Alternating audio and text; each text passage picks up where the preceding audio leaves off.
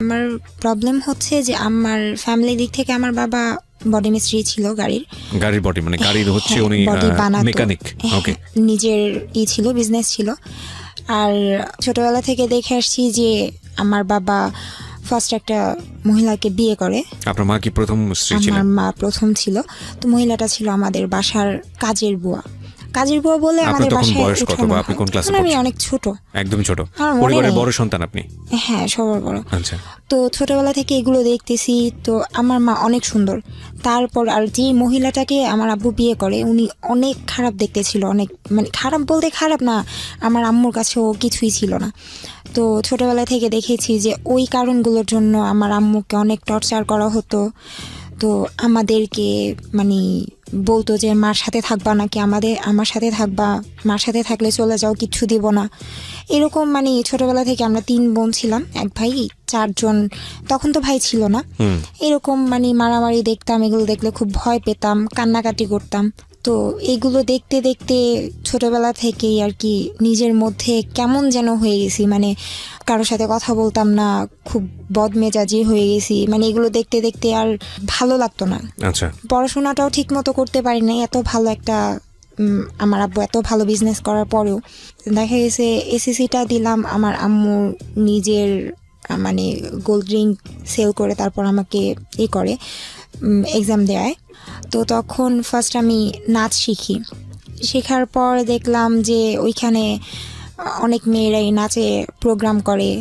আবার চিন্তা করতাম যে প্রোগ্রাম করতে যাব, বাবার সম্মানটাও তো দেখতে হয়, মানুষ খারাপ বলবে। তো এই জন্য আর ওইরকম প্রোগ্রাম করতাম না। হাতের কাজ শিখলাম ওইখান থেকেও ভালোই। ওইখান থেকে আমাকে সার্টিফিকেট দিয়ে দেয়, মানে কারচুপি কাজের। ওইখান থেকে আমি সার্টিফিকেট পাই। এটা কি এসএসসির পরে নাকি এসএসসির আগে? এসএসসির পরে। আগে না, কাজটা শিখি, হাতের কাজটা শিখি এসএসসির আগে, মানে সমসাময়িক সময় আর কি। ওকে, হ্যাঁ, এগুলোর মধ্যেই। তারপর পার্লারের কাজ শিখি। মানে মোটামুটি বলা যায় যে আমার একটা জেদ ছিল যে আমার বাবা যাই করছে আমি এমন কিছু করব, পড়াশোনাটা তো আর সম্ভব হচ্ছে না, আমি এমন ভাবে মানে আমার কাছে পড়াশোনা ছাড়া এমন কিছু বাদ দিব না যেটা আমি পারি না। তো মোটামুটি আমি সব কিছুই পারি আর শিখেছিও। তারপর ওই নাচ যখন শিখতাম ওই সব কাজের পাশাপাশি নাচটা রাখছি। রাগ উঠলেই আমি অনেক ভাঙচুর করতাম, আর সেটা ঘরেই। আর নিজের উপরে অনেক দেখা গেছে লাইক হাত পা কাটতাম। ওই ছোটবেলা থেকে রাগটা বাড়ে আর কি। আচ্ছা। আর বাড়তে বাড়তে এতই বাড়ে যে মানে এক পর্যায়ে দেখা গেছে যে ঘুমের ওষুধটা বেশি খেতাম। আচ্ছা। ঘুমের ওষুধটা বেশি খেতাম। মাঝখানে এমন হয় যে ঘুমের মানে ফার্মেসিগুলোতে একটা নিয়ম করে দেয় যে প্রেসক্রিপশন ছাড়া ওষুধ দিবে না। তো তখন মানে পাগলের মতো করতাম যে ঘুমাতে না পারলে, আমি এখনো পর্যন্ত ঘুমাতে পারি না, তো হাত পা কাটাকাটি করতাম, বিশেষ করে পায়ের হাঁটুর দিকটা কাটতাম যেন কেউ না দেখে। তারপর আম্মু দেখলো যে আমার অবস্থা অনেকটা খারাপ হয়ে যাচ্ছে, প্লাস আমার আব্বুই উল্টাপাল্টা করতেছে, আমি বড় হচ্ছি। এগুলো আসলে মানে একটা মেয়ের জন্য, একটা ফ্যামিলিতে একটা মেয়ের জন্য এই দিকগুলো অনেক খারাপ। যে ফ্যামিলিতে যদি কেউ শুনে যে বাবা এরকম করতেছে, সেখানে বিয়েতেও সমস্যা হয়, প্লাস মেয়েগুলোও মানে অনেক মানে যেমন আমি বিগড়ে যাচ্ছিলাম। তখন আম্মু বলে যে ওরে একটা কিছু দিয়ে ব্যস্ত রাখতে হবে যেন ও এই দিকগুলোতে নজর না দেয়, বা এই দিকগুলোতে যেন মন না আসে। নিজের উপর নিজের রাগ লাগে, কেন এমন একটা ফ্যামিলিতে জন্ম হলাম। আর আমি আমার যেটা আমি ভুল মানে সবচাইতে বড় অপরাধ হয়েছে, আমি আমার মার সাথে খুব খারাপ ব্যবহার করতাম। তো মা শুধু কান্নাকাটি করতো, কিছুই বলতো না, শুধু কান্না করতো, বলতো তোর বাবা এগুলা করে আর তুইও কথা শোনাস। আমি জানি না আমি কেমন দেখতে, বাট আমার ফুপির ফ্যামিলি, আমার মার ফ্যামিলি সবার ভাষ্য মতে সবচেয়ে সুন্দর আমি। না, অফকোর্স হয়তো বা মানে তারা ঠিকই বলেছে, কারণ আমরা যে ছবিটা দিয়েছি ফেসবুকে প্রিয় শ্রোতা এবং ইউটিউবে আমরা যে ছবিটা আপলোড করেছি তাতে আপনারা দেখলে বুঝতে পারবেন যে এই মেয়েটার জীবনে আসলে এই ধরনের সিক্রেটস। মানুষের সৌন্দর্যটা আসলে মনে বাহ্যিক দিক থেকে না, তারপরেও লুক একটা অনেক বড় ফ্যাক্ট নিঃসন্দেহে। তো সেই জায়গা থেকে অফকোর্স শি ইজ বিউটিফুল। হ্যাঁ, তারপর অনেক বিয়ের প্রস্তাব আসতো, আমি রাজি হতাম না, কারণ তখন আমার মনে হয় না মানে বিয়ে জিনিসটাকে আমি অনেক হেট করতাম, যে এইগুলো দেখতেছি আমার সাথেও যদি এগুলো হয়, মানে আমার মনের মধ্যে একটাই ছিল যে আমি বিয়ে করব যদি আমাকে ছেড়ে চলে যায়, এই ভয়ের জন্য আমি সংসার জিনিসটা পছন্দ করতাম না, ভয় পেতেন। তারপর এই যে এগুলো দেখতাম, বাবা মার মারামারি, মানে আমি এতটাই হয়ে গেছিলাম যে আমি উল্টাপাল্টা ভাবে যে আমার বাবা এগুলো করে, আমি রাগ করে আমি অনেক ছেলে ফ্রেন্ডদের সাথে ঘোরাঘুরি করতাম, আচ্ছা।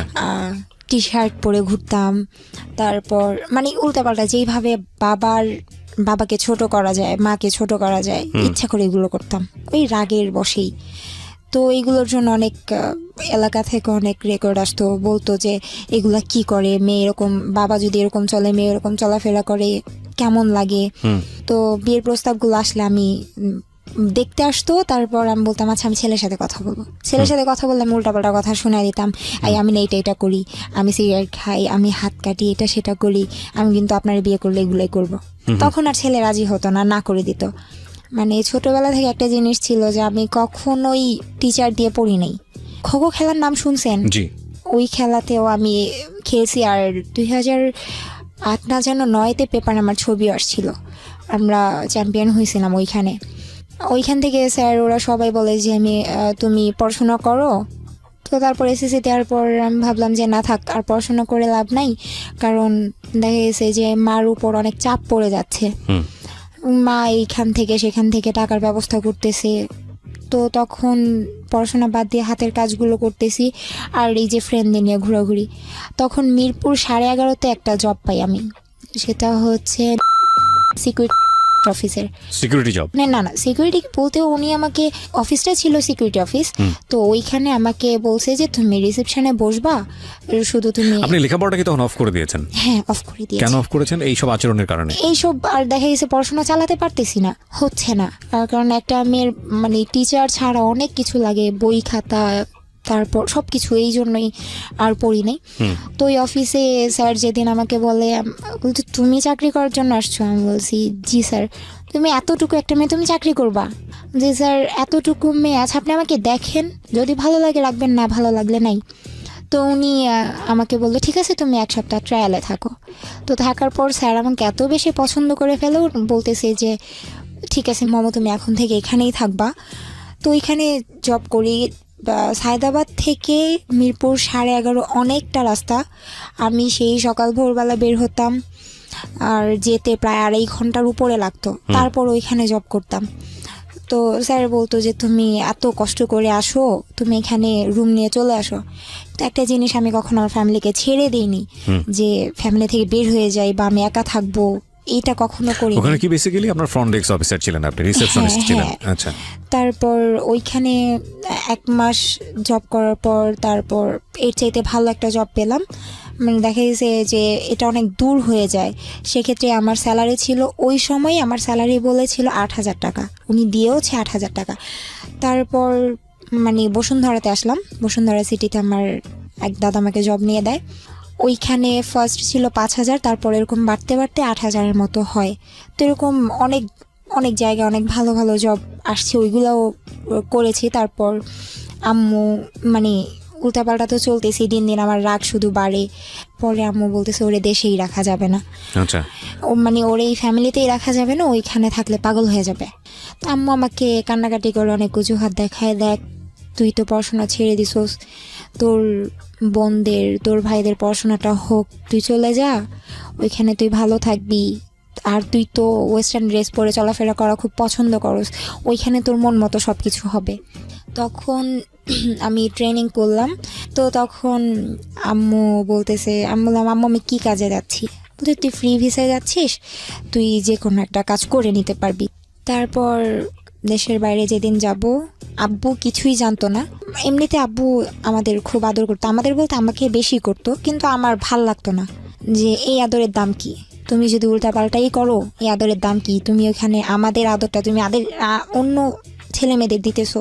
তো এগুলো চিন্তা ভাবনা করতাম। তারপর যেদিন আমি চলে যাব তার আগের দিন আমি ব্যাগ ট্যাগ গোছানো শেষ, আব্বুকে বলতেছি, আব্বু বলতেছি কি বলো, আমার সাথে একটু যাবা? কই যাব? বলছি, তারপর আমি আমার আব্বুর হাতটা ধরে কান্না করে দিছি, বলছি যে আব্বু আমি চলে যাব। তারপর আব্বু আর কোনো কথা বলে নাই, আর আমাকে নাও করে নাই যে যেও না বা কিছু, বা তুমি কেন যাচ্ছ, রাগ, মানে ওনার মধ্যে কোনো কিছুই দেখলাম না। জাস্ট একটু মন খারাপ হয়েছে যে আমি চলে যাচ্ছি, যে একটা মেয়ে, এত ছোট একটা মেয়েও চলে যাচ্ছে, এরকম কোনো কিছু আমার আব্বুর ভিতরে ছিল না। তো এয়ারপোর্ট যখন আমি মানে পুরো রাস্তা আমি কান্না করতে করতে যাচ্ছিলাম। তো এয়ারপোর্ট যাওয়ার পর যখন আমি ভিতরে চলে যাব, আব্বু প্রচণ্ড কান্না করে, মানে আব্বুর কান্নাই ফার্স্ট টাইম দেখি, অনেক কান্না করে। তারপর আমি ওইখানে গেলাম, যাওয়ার পর আমি জর্ডান নামার পর 2টা প্লেন চেঞ্জ করতে হয়। ফার্স্ট আমাকে দুবাই না যেন আবুধাবিতে নামায়, 3 ঘন্টা পর তারপর আবার আরেকটা প্লেনে উঠতে হয়। তো দালাল আমাকে একটা লোকাল প্লেনের টিকিট করে দিয়েছিল, ফ্রি ভিসা বলেছিল কিন্তু ফ্রি ভিসা ছিল না। নেই। আচ্ছা, প্লাস আমি এই যে যখন আমি যাচ্ছি প্লেনে ওঠার পর অনেক লং একটা জার্নি, আমি অবাক হই ওই জায়গায় যে আমাকে প্লেনে কোনো খাবারই দেওয়া হয় না। এখন পরে শুনতে পারি, মানে আমি একজনকে জিজ্ঞেস করলাম যে আচ্ছা খাবার কেন দিল না, বলতেছে আসলে তোমার টিকিটটা লোকাল প্লেনের টিকিট কাটা হয়েছে, এখানে কোনো খাবার দিবে না, খাবারের জন্য আলাদা টাকা দিতে হয়। ওকে। তো আমি সম্পূর্ণ না খাওয়া ছিলাম। তো যখন আমি ওই দুবাই না যেন আবুধাবি নামাই প্লেনটা, তারপর 3 ঘন্টা আমি একটা বসেছিলাম, প্রচণ্ড ক্ষুধাও ছিল। তারপর একটা ছেলে বসা ছিল, ও দেখলাম যে কয়েন দিয়ে পানি নিচ্ছে, ওই যে ওইখানে মেশিনের মতো থাকে, কয়েন দিলে তারপর পানির একটা করে বোতল বের হয়। তো আমি বলতেছি ভাইয়া একটা কথা বলতেছি কি, আচ্ছা আমাকে একটু পানি দিলে ভালো হয়। তারপর উনি বলতেছে তুমি কি আসার সময় কোনো টাকা নিয়ে আসো নাই? যে ভাই আমি তো কখনো দেশের বাইরে আসি নাই, আমি কিছুই জানি না। তারপর উনি আমাকে একটা পানির বোতল কিনে দেয়, ওইটা নিয়েই আমি ওইটা অর্ধেকটা খাই, আর বাকিটা আমার সাথে ছিল যে আমি আবার প্লেনে উঠবো, আবার কতটা রাস্তা কে জানে, আবার কার থেকে খাবার চাইবো বা পানি চাইবো। তো ওই সারা দিন প্রায় 6 ঘন্টার উপরে, দ্বিতীয় প্লেনে 6 ঘন্টার মতো না খাওয়া ছিলাম। তারপর একটা এয়ারপোর্ট নামায়, একজন এসে নাম ডাকার পর মানে আমরা যারা আছি তাদের সবাইকে নিয়ে একটা গাড়িতে করে চলে যায়। তারপর ওইখানে আমাকে ফার্স্ট একটা বাসায় দেয়া হয়। তো ওই বাসাটায় হয় মানে একটা প্রবলেম হয় যে একটা বাঙালি মেয়ে নিয়ে আসা হয়। ওইখানে এরকম হয় ফার্স্ট যখন কেউ যায় তখন তার কাজগুলো দেখা দেওয়ার জন্য আরেকটা মেয়ে আসে, যে সেও বাঙালি পুরনো। হ্যাঁ, ওকে, আমরা এখানে একটা বিরতি নেব প্রিয় শ্রোতা, সে কাজ সম্পর্কে বর্ণনা দিচ্ছিল। আমার একটা বাঙালি আসে, তো ও এসে আমাকে বলতেছে, মানে ও আমাকে দেখে অনেক খুশি, আমি অনেক খুশি হই যে আমি একজন বাঙালি পেলাম। পরে বলতেছে ও কি, ওর বাসা কি ওর দেশ কি ফিলিপাইন? পরে বলতেছে যে না, ও বাঙালি। মানে আপনাকে দেখে বলছিল যে আপনি ফিলিপাইনের কিনা? হ্যাঁ। তারপর বলতেছে বাঙালি। বউটা বলতেছে, মানে ওই লোকটার ওয়াইফ বলতেছে না তুমি দুষ্টামি করতেছো, বলতেছে না আমি দুষ্টামি করতেছি না, ও বাঙালি। তারপর যখন বাঙালির সাথে কথা বললাম তারপর উনি বিশ্বাস করলো। আর ওই মেয়েটা ছিল, মানে আমি যেই মালিকের বাসায় মানে কাজ করতাম, ওই মালিকের মার বাসায় এই মেয়েটা কাজ করতো, মানে মার বাসা থেকে এই মেয়েকে নিয়ে আসছে আমাকে কাজগুলো দেখা দেওয়ার জন্য। তো তখন মানে কাজ দেখায় দিচ্ছে 2 দিন 3 দিন, অনেক ভালো কাটলো। তারপর আমরা সবাই মিলে ওদের বাসায় বেড়াতে গেলাম, মানে আমার মালিকের মার বাসায়, ওই বাঙালি যে ছিল ওই বাসায় কাজ করে। তো এখানে যাওয়ার পর ও আমাকে ফোন দেওয়া হয়, বলে যে তোমার ফোন আছে? আমি বলছি হ্যাঁ ফোন আছে, কিন্তু সিম কার্ড তো নেই। তো সিম কার্ড কিনে দিল। তো মানে ওই মেয়েটা, ওই বাঙালিটা, ও আর আমি একসাথে রাতে ঘুমাতাম, মানে যখন ওই বাসায় বেড়াতে যেতাম। তো আমার মালিকের মানে বেবি হয়, তো অনেক ছোট, নিউবর্ন। তো এই জন্য অনেক দিন, প্রায় 15-20 দিনের মতো মার বাসায় থাকা হয়। তো এই 15-20 দিন আমি ওই বাঙালির সাথে একসাথে ঘুমাই, তো একসাথে কাজ করি দুইজনে। আর তারপর দেখতাম ও না অনেক অনেক লং টাইম ফোনে কথা বলতো। তখন বলতাম আচ্ছা তুমি বাংলাদেশে যে কথা বলো, তুমি এত টাকা কই পাও? পরে বলতেছে যে এত টাকা কোথায় পাই, টাকাটা হচ্ছে আমার বেতন থেকে কাটে। আমি বলছি আচ্ছা ঠিক আছে, বেতন থেকে কাটে। তারপর ওর ফোন দিয়ে কয়েকদিন কথা বললাম। পরে একদিন হঠাৎ করে আমি দেখতেছি যে ওর কার্ড শেষ হয়ে গেছে, তারপর মানে ফোনের কার্ড শেষ হয়ে গেছে, ও আবার ফোনের কার্ড আনছে। বললাম তুমি টাকা কই পাইছো? পরে বলতেছে যে একটা কথা বলি, কাউরে বলবা না তো? আমাকে তুই করেই বলতো, যে তোর ফ্রেন্ডের মতো ছিলাম। বলতেছে কাউকে বলবি না। বলছে আচ্ছা ঠিক আছে বলবো না, বলো, আমি আরবি ভাষা জানি না, আমি কিভাবে বলবো? পরে ওই মেয়েটা মানে বলতেছে যে আমি টাকাটা যখন আমার মানে মালিকের মানে মালিককে তো বাবা বলা হয় আর মহিলাকে মামা বলা হয়, বলতেছে আমি বাবার প্যান্টের পকেটে পাইছি।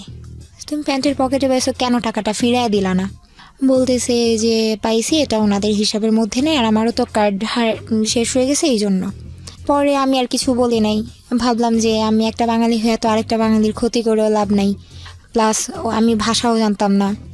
তো ও একটা পর্যায়ে মানে ওর সাথে চলতে চলতে এতটা ক্লোজ হয়ে যায়, ও আমাকে সব সত্যি বলে দেয় যে ও 2-1 দিন পর পরই ওই মালিকের ঘর যখন গুছাতে যেত তখন ওই মালিকের পকেট থেকে টাকা চুরি করতো। আমার মালিক ফুল অনেক পছন্দ করতো। তো বলতো কি যে মানে ওই বাঙালি মেয়েটা বলতো যে আমি আর মমো দুইজন গিয়ে আপনার জন্য ফুল নিয়ে আসি, এইটা বলে ও আমাকে নিয়ে বাইরে যেত। বাইরে গিয়ে অনেক দূরের একটা রাস্তা, মানে যেতে হেঁটে যেত প্রায় 20 মিনিটের মতো লাগে, এত দূরেও যেত, প্রায় 5টা-6টা করে কার্ড নিয়ে আসতো, মোবাইলের রিচার্জ কার্ড। জি। তারপর ও আমাকে বলে দেয় সবটা যে আমি এইভাবে টাকাগুলো নেই। তারপর আমি অনেক রাগ করি যে আমি এখন বলে দিব যেভাবে পারি, ওনার আমার ভাষা না বুঝুক, আমার ইশারা তো বুঝবে, আমি বলে দেব সব। তারপর মেয়েটা আমার প্রায় এক পর্যায়ে পা ধরে কান্না করে। তারপর আমি ওরে অনেক মারি, মানে আমি নিজেই ওরে মারছি। মানে অনেক রাগ লাগে আমার যে এরকম, ওর জন্য তো আমাকেও তো ভুল বুঝতে পারে যে আমি যে সত্যি কথাগুলো বলতেছি না, এই জন্য হয়তো আমারও বিপদে পড়তে হতে পারে। তো ওরে আমি মারার পর ও বলতেছে তুই আমার মারছস, আমার কষ্ট নাই, তুই শুধু বলিস না। তারপর আমার অনেক মায়া হয়, আমি আর কিছু বলি নাই।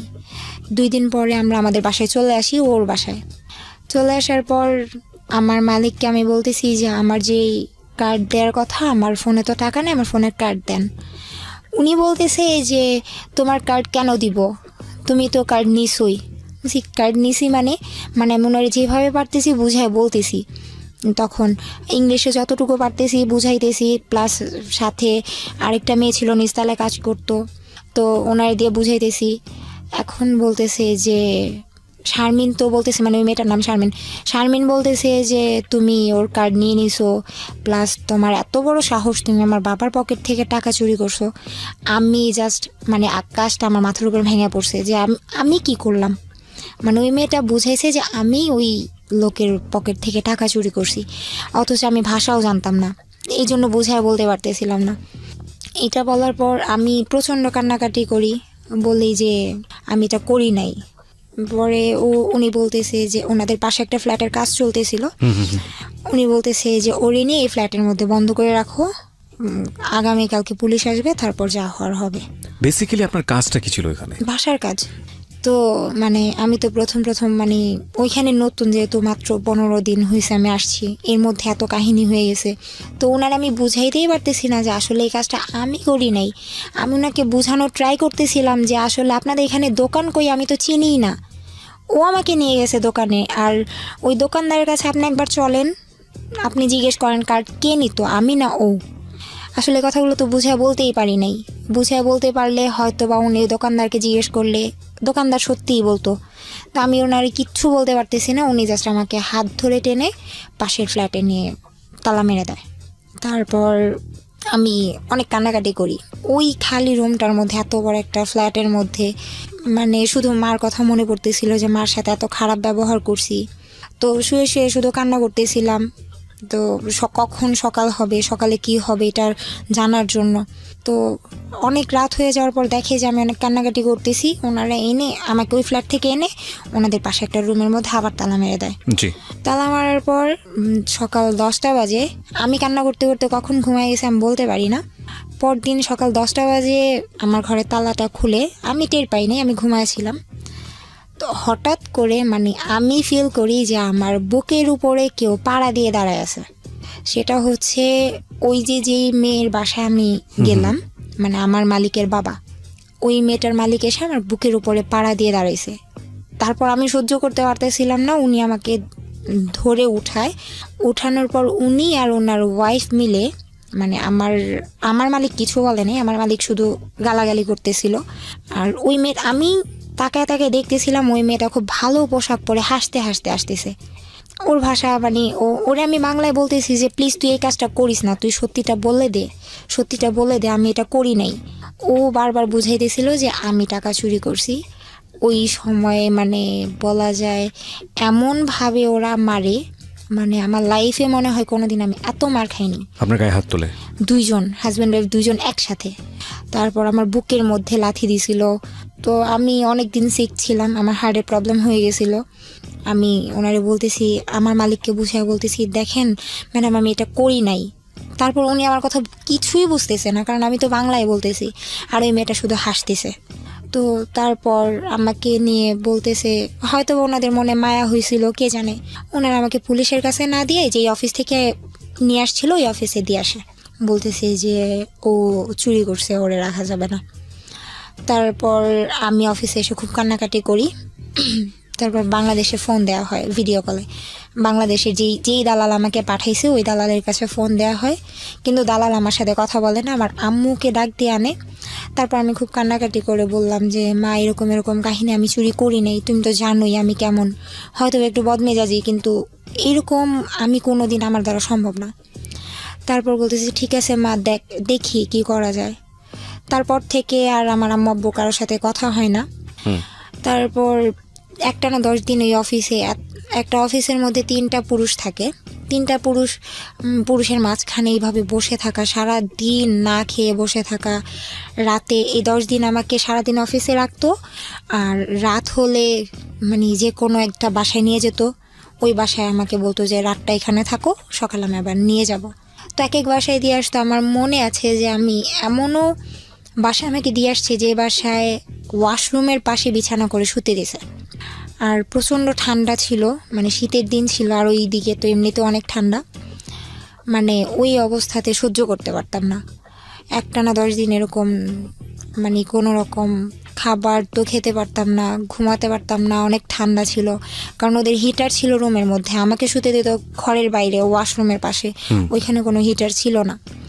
ওইভাবেই 10 দিন থাকার পর ওরা আমাকে বাংলাদেশে পাঠিয়ে দেয়। তারপর আবার এখান থেকে বাংলাদেশে পাঠানোর পর আবার বলতেছে তুমি আসছো 15 দিনের জন্য, আসছো 15 দিন পর তুমি আবার চলে যাবা। তো আবার আমাকে পাঠিয়ে দেওয়া হয়। তারপর আমি এই যে একেবারে যে বাসায় 3 বছর ছিলাম ওই বাসায় থাকি। তো ওই বাসার মালিক এমনিতেই খুব ভালো, মানে মহিলাটা অনেক ভালো ছিল। ওনার কাছে আমি সব কিছু বলি। ও তার সাথে বড় কথা, একদিন হয় কি, যে বাসা আমাকে মারধর করা হয়, ওই যে বাসার থেকে আমাকে দেশে পাঠানো হয়েছে, ওই বাসায় একটা ছেলে ছিল। তো ওই ছেলেটা একদিন আমার হাত ধরে আমাকে বলতেছিল যে I like you, come with me, ওর সাথে ওর রুমে যেতে বলতেছিল। তো আমি ওই বাঙালি মেয়েটার দিকে তাকাচ্ছিলাম, আমি বলছি ও কি বলতেছে এগুলো, ওর সাথে আমি কিভাবে কি, মানে এটা কোনোদিনও সম্ভব না। ছেলেটা আমার হাত ধরে প্রচণ্ড রকমের টানাটানি করতেছিল। তারপর আমি ওর মার কাছে বিচার দিই এটা যে ও এরকম এরকম করে, হয়তো বা ওই রাগের বশেই আমার সাথে এরকম ব্যবহারটা করে, জানি না। তো তারপর যখন আমি নতুন বাসায় আসি, মানে বাংলাদেশ থেকে আবার যখন নতুন বাসায় আসি, তখন ওই মালিক বলে যে তুমি ওই বাসায় কেন থাকতে পারলা না, তোমাকে কেন রাখলো না। তারপর আমি সব কিছু বলি, সাথে এই ছেলের কাহিনীটাও বলি যে এই ছেলেটা আমার সাথে এরকম এরকম করে। পরে উনি বলতেছে যে আচ্ছা ঠিক আছে, আমার বাসায় কোনো ছেলে নেই, শুধু আমার হাজব্যান্ড আর আমার 2টা ছেলে হচ্ছে ছোট ছোট, আর একটা মেয়ে। তো ওইখানেও সেম আরেকটা বাঙালি আসে, মানে তার মার বাসায় যে কাজ করে ওই বাঙালি আসে আমাকে কাজ বুঝিয়ে দেওয়ার জন্য। তো ওই বাঙালিটা অনেক বয়স্ক মুরব্বী ছিল, উনি আমাকে কাজ দেখায় দেয়। তো ওই সময় আমাকে ফোন দেওয়া হয়, বলে যে তুমি ওয়াইফাই কাকে বলে, তখন আমি বুঝতাম না। তো এখানে আসার যখন বুঝি যে ওয়াইফাই কি, তখন আমি একদিন ওনাকে বলি যে ম্যাডাম আপনার, তখন তো মোটামুটি আরবি ভাষা জানি, তখন বলতেছি ম্যাডাম আপনার ওয়াইফাই পাসওয়ার্ডটা আমাকে দেন। উনি দিবে না, উনি বলতেছে যে এত টাকা খরচ হয়, এটা হয় সেটা হয়, দেয়া যাবে না, তুমি সারাদিন মোবাইল নিয়ে পড়ে থাকবা। মানে ওই বাসার মহিলা ছিল পুলিশ, আর মহিলার হাজব্যান্ড ছিল লয়ার।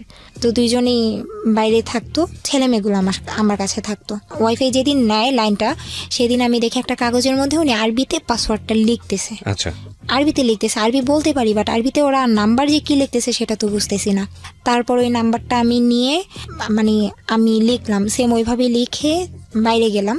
মানে ওই বাচ্চা মেয়ে যাকে আমি রাখতাম, ওই বাচ্চা মেয়েটা বলতেছে যে আমি চকলেট খাবো, বাইরে যাব।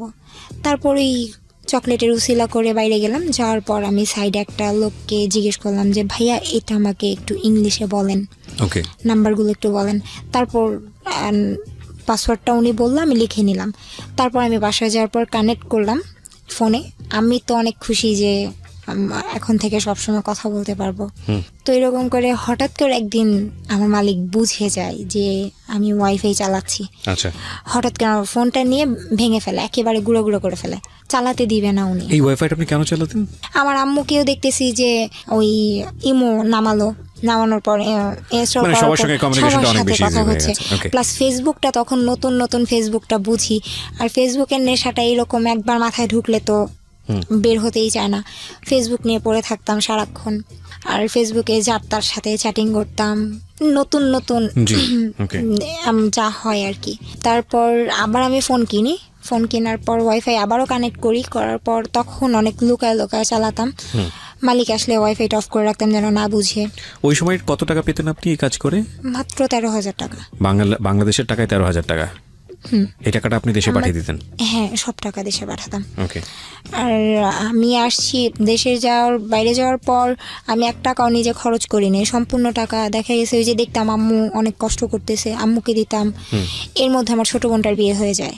তো ওই ছোট বোনের বিয়েতে 30,000 টাকা দিই আমি, মানে আমার অ্যাকাউন্টে জমা ছিল, শেষ টাকাটুকু আমি দিয়ে দিই ওকে। যে এটা দিয়ে তুমি বিয়ে দিয়ে দাও, আমি টাকা দিয়ে কি করবো, এইরকম বুঝাই। তারপর হঠাৎ করে মানে ফেসবুকে একজনের সাথে কথা হওয়ার পর হঠাৎ করে কেন যেন আমি বলতেছি দেখি কাকে ভাল লাগে, দুষ্টামি করে যে দেখি কাকে ভাল লাগে তার সাথে কথা বলবো। তো একটা ছেলের ছবি দেখলাম, দেখার পর আমি বলতেছি যে দেখতে অত একটা ভালো না, বাট অত একটা খারাপও না। তারপর আমি ওকে অ্যাড পাঠাই, ও অ্যাড অ্যাকসেপ্ট করে না। অ্যাকসেপ্ট না করার পর তারপর হঠাৎ করে একদিন আমি ফোন নাম্বারটা চাইলাম যে আপনি এত করেন, দেমাগ কেন দেখান। বলতেছে দেমাগের কি দেখলেন? আমি বলতেছি আপনি কি ভাবেন আপনি দেখতে অনেক সুন্দর, আপনি দেখতে অনেক পচা। পরে বলতেছে তাহলে কেন নক করছেন? আমি বলছি আমার ভালো লাগছে তাই, আমার একা একা এখানে থাকতে ভালো লাগে না। আচ্ছা, হ্যাঁ, আমার সময় ওই কাটানোর ছেলেটাকে জন্য। আপনি নিজে থেকেই নক করেছেন? হ্যাঁ। আচ্ছা। আমি বললাম যে আমার সময় কাটানোর জন্য একজনকে দরকার, আমি তো আপনার সাথে প্রেম করবো না, আমি আপনার সাথে ফ্রেন্ডশিপ করার জন্য নক করছি। আচ্ছা। তারপর বলতেছে আচ্ছা ঠিক আছে। তো যখন বললাম আমি দেশের বাইরে, উনি বিশ্বাস করেনি। তারপর হঠাৎ করে একদিন আমি বলছি আচ্ছা ঠিক আছে লাইনে থাকো। লাইনে রেখে আমি আমার মালিকের সাথে আরবিতে কথা বললাম। তো ও আমার ভাষা শোনার পরে ও একেবারে মানে পাগল হয়ে যায়, বলতেছে যে তুমি এত সুন্দর করে আরবি বলতে পারো, তুমি যখন আরবিতে কথা বলতেছিলা আমি আসলে ভুলে গেছিলাম যে আসলে তুমি বাঙালি না, ওই দেশের আরবিয়ান। আর সবচেয়ে বড় কথা ওই দেশের কেউ বিশ্বাস করতো না যে আমি বাঙালি। আচ্ছা। সবাই বলতো যে হয়তো বা ফিলিপিনি আর নয়তো অন্য কোনো জায়গার, বিশ্বাস করতো না। তারপর আমিও বলতাম হ্যাঁ আপনার যা ভাবেন তাই আমি। আচ্ছা। তারপর এই যে ওর সাথে ফোনে কথা হতে থাকে, তো তখন আমি শুনতে পারি যে ছেলেটার নাম কি ছিল? ছেলেটার নাম। ঠিক আছে, তো ওর সঙ্গে আপনি নক দিয়েছিলেন এবং আপনি কথাবার্তা বলছেন ওর আমি সঙ্গে? কথা বলতে থাকি। ওকে। তারপর আমি একটা পর্যায়ে যে শুনতে পাই যে ও আমাকে বলতো, ওর সাথে ফ্রেন্ডশিপ ছিল মনে হয় সর্বোচ্চ গেলে 1 সপ্তাহ। আচ্ছা। তারপর ওকে আমি বলতাম যে আচ্ছা তুমি আমার জন্য একটা ছেলে খুঁজো, আমি রিলেশন করব যেন আমি দেশে এসে বিয়ে করতে পারি, যেহেতু বিয়ের জন্য ফ্যামিলি ইন দ্য মিনটাইম কি আপনারা কি ফেক আইডি ইউজ করতেন নাকি মানে ফেক বলতেন? নিজেদের ছবি দিয়ে একদম সবকিছু জেনুইন? হ্যাঁ। ওকে। তারপর ছেলে দেখতে বললাম, তো ও বলতেছে আচ্ছা ঠিক আছে দেখতেছি। বলতেছে কিরকম ছেলে পছন্দ তোমার? আমি বললাম যে কিরকম ছেলে পছন্দ, আমি অনেক সবচেয়ে বড় কথা আমি লম্বা ছেলে অনেক পছন্দ করি, আর যেমনই হোক ছেলে যেন শিক্ষিত হয়, কারণ একটা শিক্ষিত মানুষ কোনোদিনও অ্যাটলিস্ট আমার বাবা মা যেরকম করে সেরকম করবে না, গায়ে কখনো হাত তুলবে না, গায়ে হাত তুলবে না, সংসারের মধ্যে অশান্তি করবে না, খারাপ ব্যবহার করবে না, এইগুলাই। তো তখন ও বলতো আচ্ছা ঠিক আছে। আর আমি ওর কাছে সব কিছু শেয়ার করতাম, আমার বাসায় এটা হচ্ছে সেটা হচ্ছে, আমার বাবা মা এইগুলো করতো। আসলে কি মন খারাপ থাকতো, কথাগুলো শেয়ার করার জন্য একজনকে দরকার ছিল। তারপর হঠাৎ করে ও অনেক ছেলেকে দেখায়, আমি আসলে বুঝাতে যাচ্ছিলাম আমার কাউকেই ভালো লাগে না, আসলে আমি তোমাকে পছন্দ করি। আচ্ছা, এটা আপনি বুঝতে চাচ্ছিলেন? বুঝাতে যাচ্ছিলাম। ওকে। ও বুঝতো কিন্তু আমাকে বুঝতে দিত না যে ও বুঝতেছে। তারপর হঠাৎ করে মানে আমার রাগ, মানে অনেক মেজাজ গরম হয়েছে। আমি কি তুমি কি বুঝো না, ঢং করো, তুমি বুঝতেছো ঠিকই যে আমি তোমাকে পছন্দ করি, তারপরে তুমি এমন কাহিনী করতেছো। পরে বলতেছে আচ্ছা ঠিক আছে তোমাকে আমি 20 তারিখে একটা কথা বলবো। কি কথা তুমি এখনই বলো? বলতেছে তোমার জন্য ছেলে দেখছি। ছেলে দেখছো, বলো না, নাম ছবি দাও। ও দিবে না, বলতেছে যা দেয় 20 তারিখে দিব। তো 20 তারিখ আসে, আমি তো ওয়েট করতেছি কার কথা বলবে। আমি মনে মনে ভাবতেছিলাম হয়তো ও নিজের কথাই বলবে। তারপর আপনাকে বলেছিল কিছু, যে আপনি ওর ফেসবুক আইডি দেখে ওর সঙ্গে জিজ্ঞেস করছিলেন যে হ্যাঁ। তুমি কোথায় থাকো, কি করো? হ্যাঁ, তখন কি বলেছিল? ওর বাসা ঠিকানা বলে যে আমি এখানে থাকি, পড়াশোনা করছে কিনা বা পড়াশোনা করছে। হ্যাঁ, কোথায় পড়াশোনা করছে? তখন অনার্স মনে হয়, অনার্সে পড়তেছে তখন। এরকম কথা বলেছে? হ্যাঁ। ওকে, ঠিক আছে। তারপর ওর সাথে কথা চলতে থাকে। 20 তারিখের ঘটনা। হ্যাঁ, রাত 12টা 1 ও আমাকে বলতেছে I think I love you. মানে কি? আপনার সঙ্গে ফেসবুকে কথা চলার কতদিন পরের ঘটনা এটা? এই তো 1 সপ্তাহ পর। 1 সপ্তাহ পর? 1 সপ্তাহের মধ্যে? 1 সপ্তাহের মধ্যে। I think I love you. Okay, হ্যাঁ। তারপর আমি বলতেছি যে কি বলছো, আমি শুনি নাই। ও বলতেছে আই লাভ ইউ। তারপর আমি অনেক খুশি যে আসলে আমি যেটা চাইছিলাম, আমি তো চাইছিলাম ও আমাকে প্রপোজ। যেখানটায় ছিলাম আমরা, মোমো। তারপর ও আমাকে বলে প্রপোজ করলো। তারপর আমি ওকে বললাম আচ্ছা আমি 5 মিনিট পর ফোন দিই। আচ্ছা। তো বলতেছে কেন 5 মিনিট পর ফোন দিবা? বলতেছে একটু কাজ আছে বলে। মানে অনেক বেশি খুশি ছিলাম। ও কি জানতো যে আপনি জর্ডানে কি ধরনের কাজ করেন? হ্যাঁ, সব জানতো? সব Okay. বলে দিছি। মানে আপনার লাইফের আদ্যপান্ত সব জানতো? হ্যাঁ। ওকে। না, আর যখন ফ্রেন্ডশিপ হয় তখনই বলি যে আমি এই কাজ করি। আর ফ্যামিলি ব্যাকগ্রাউন্ড এরকম? হ্যাঁ।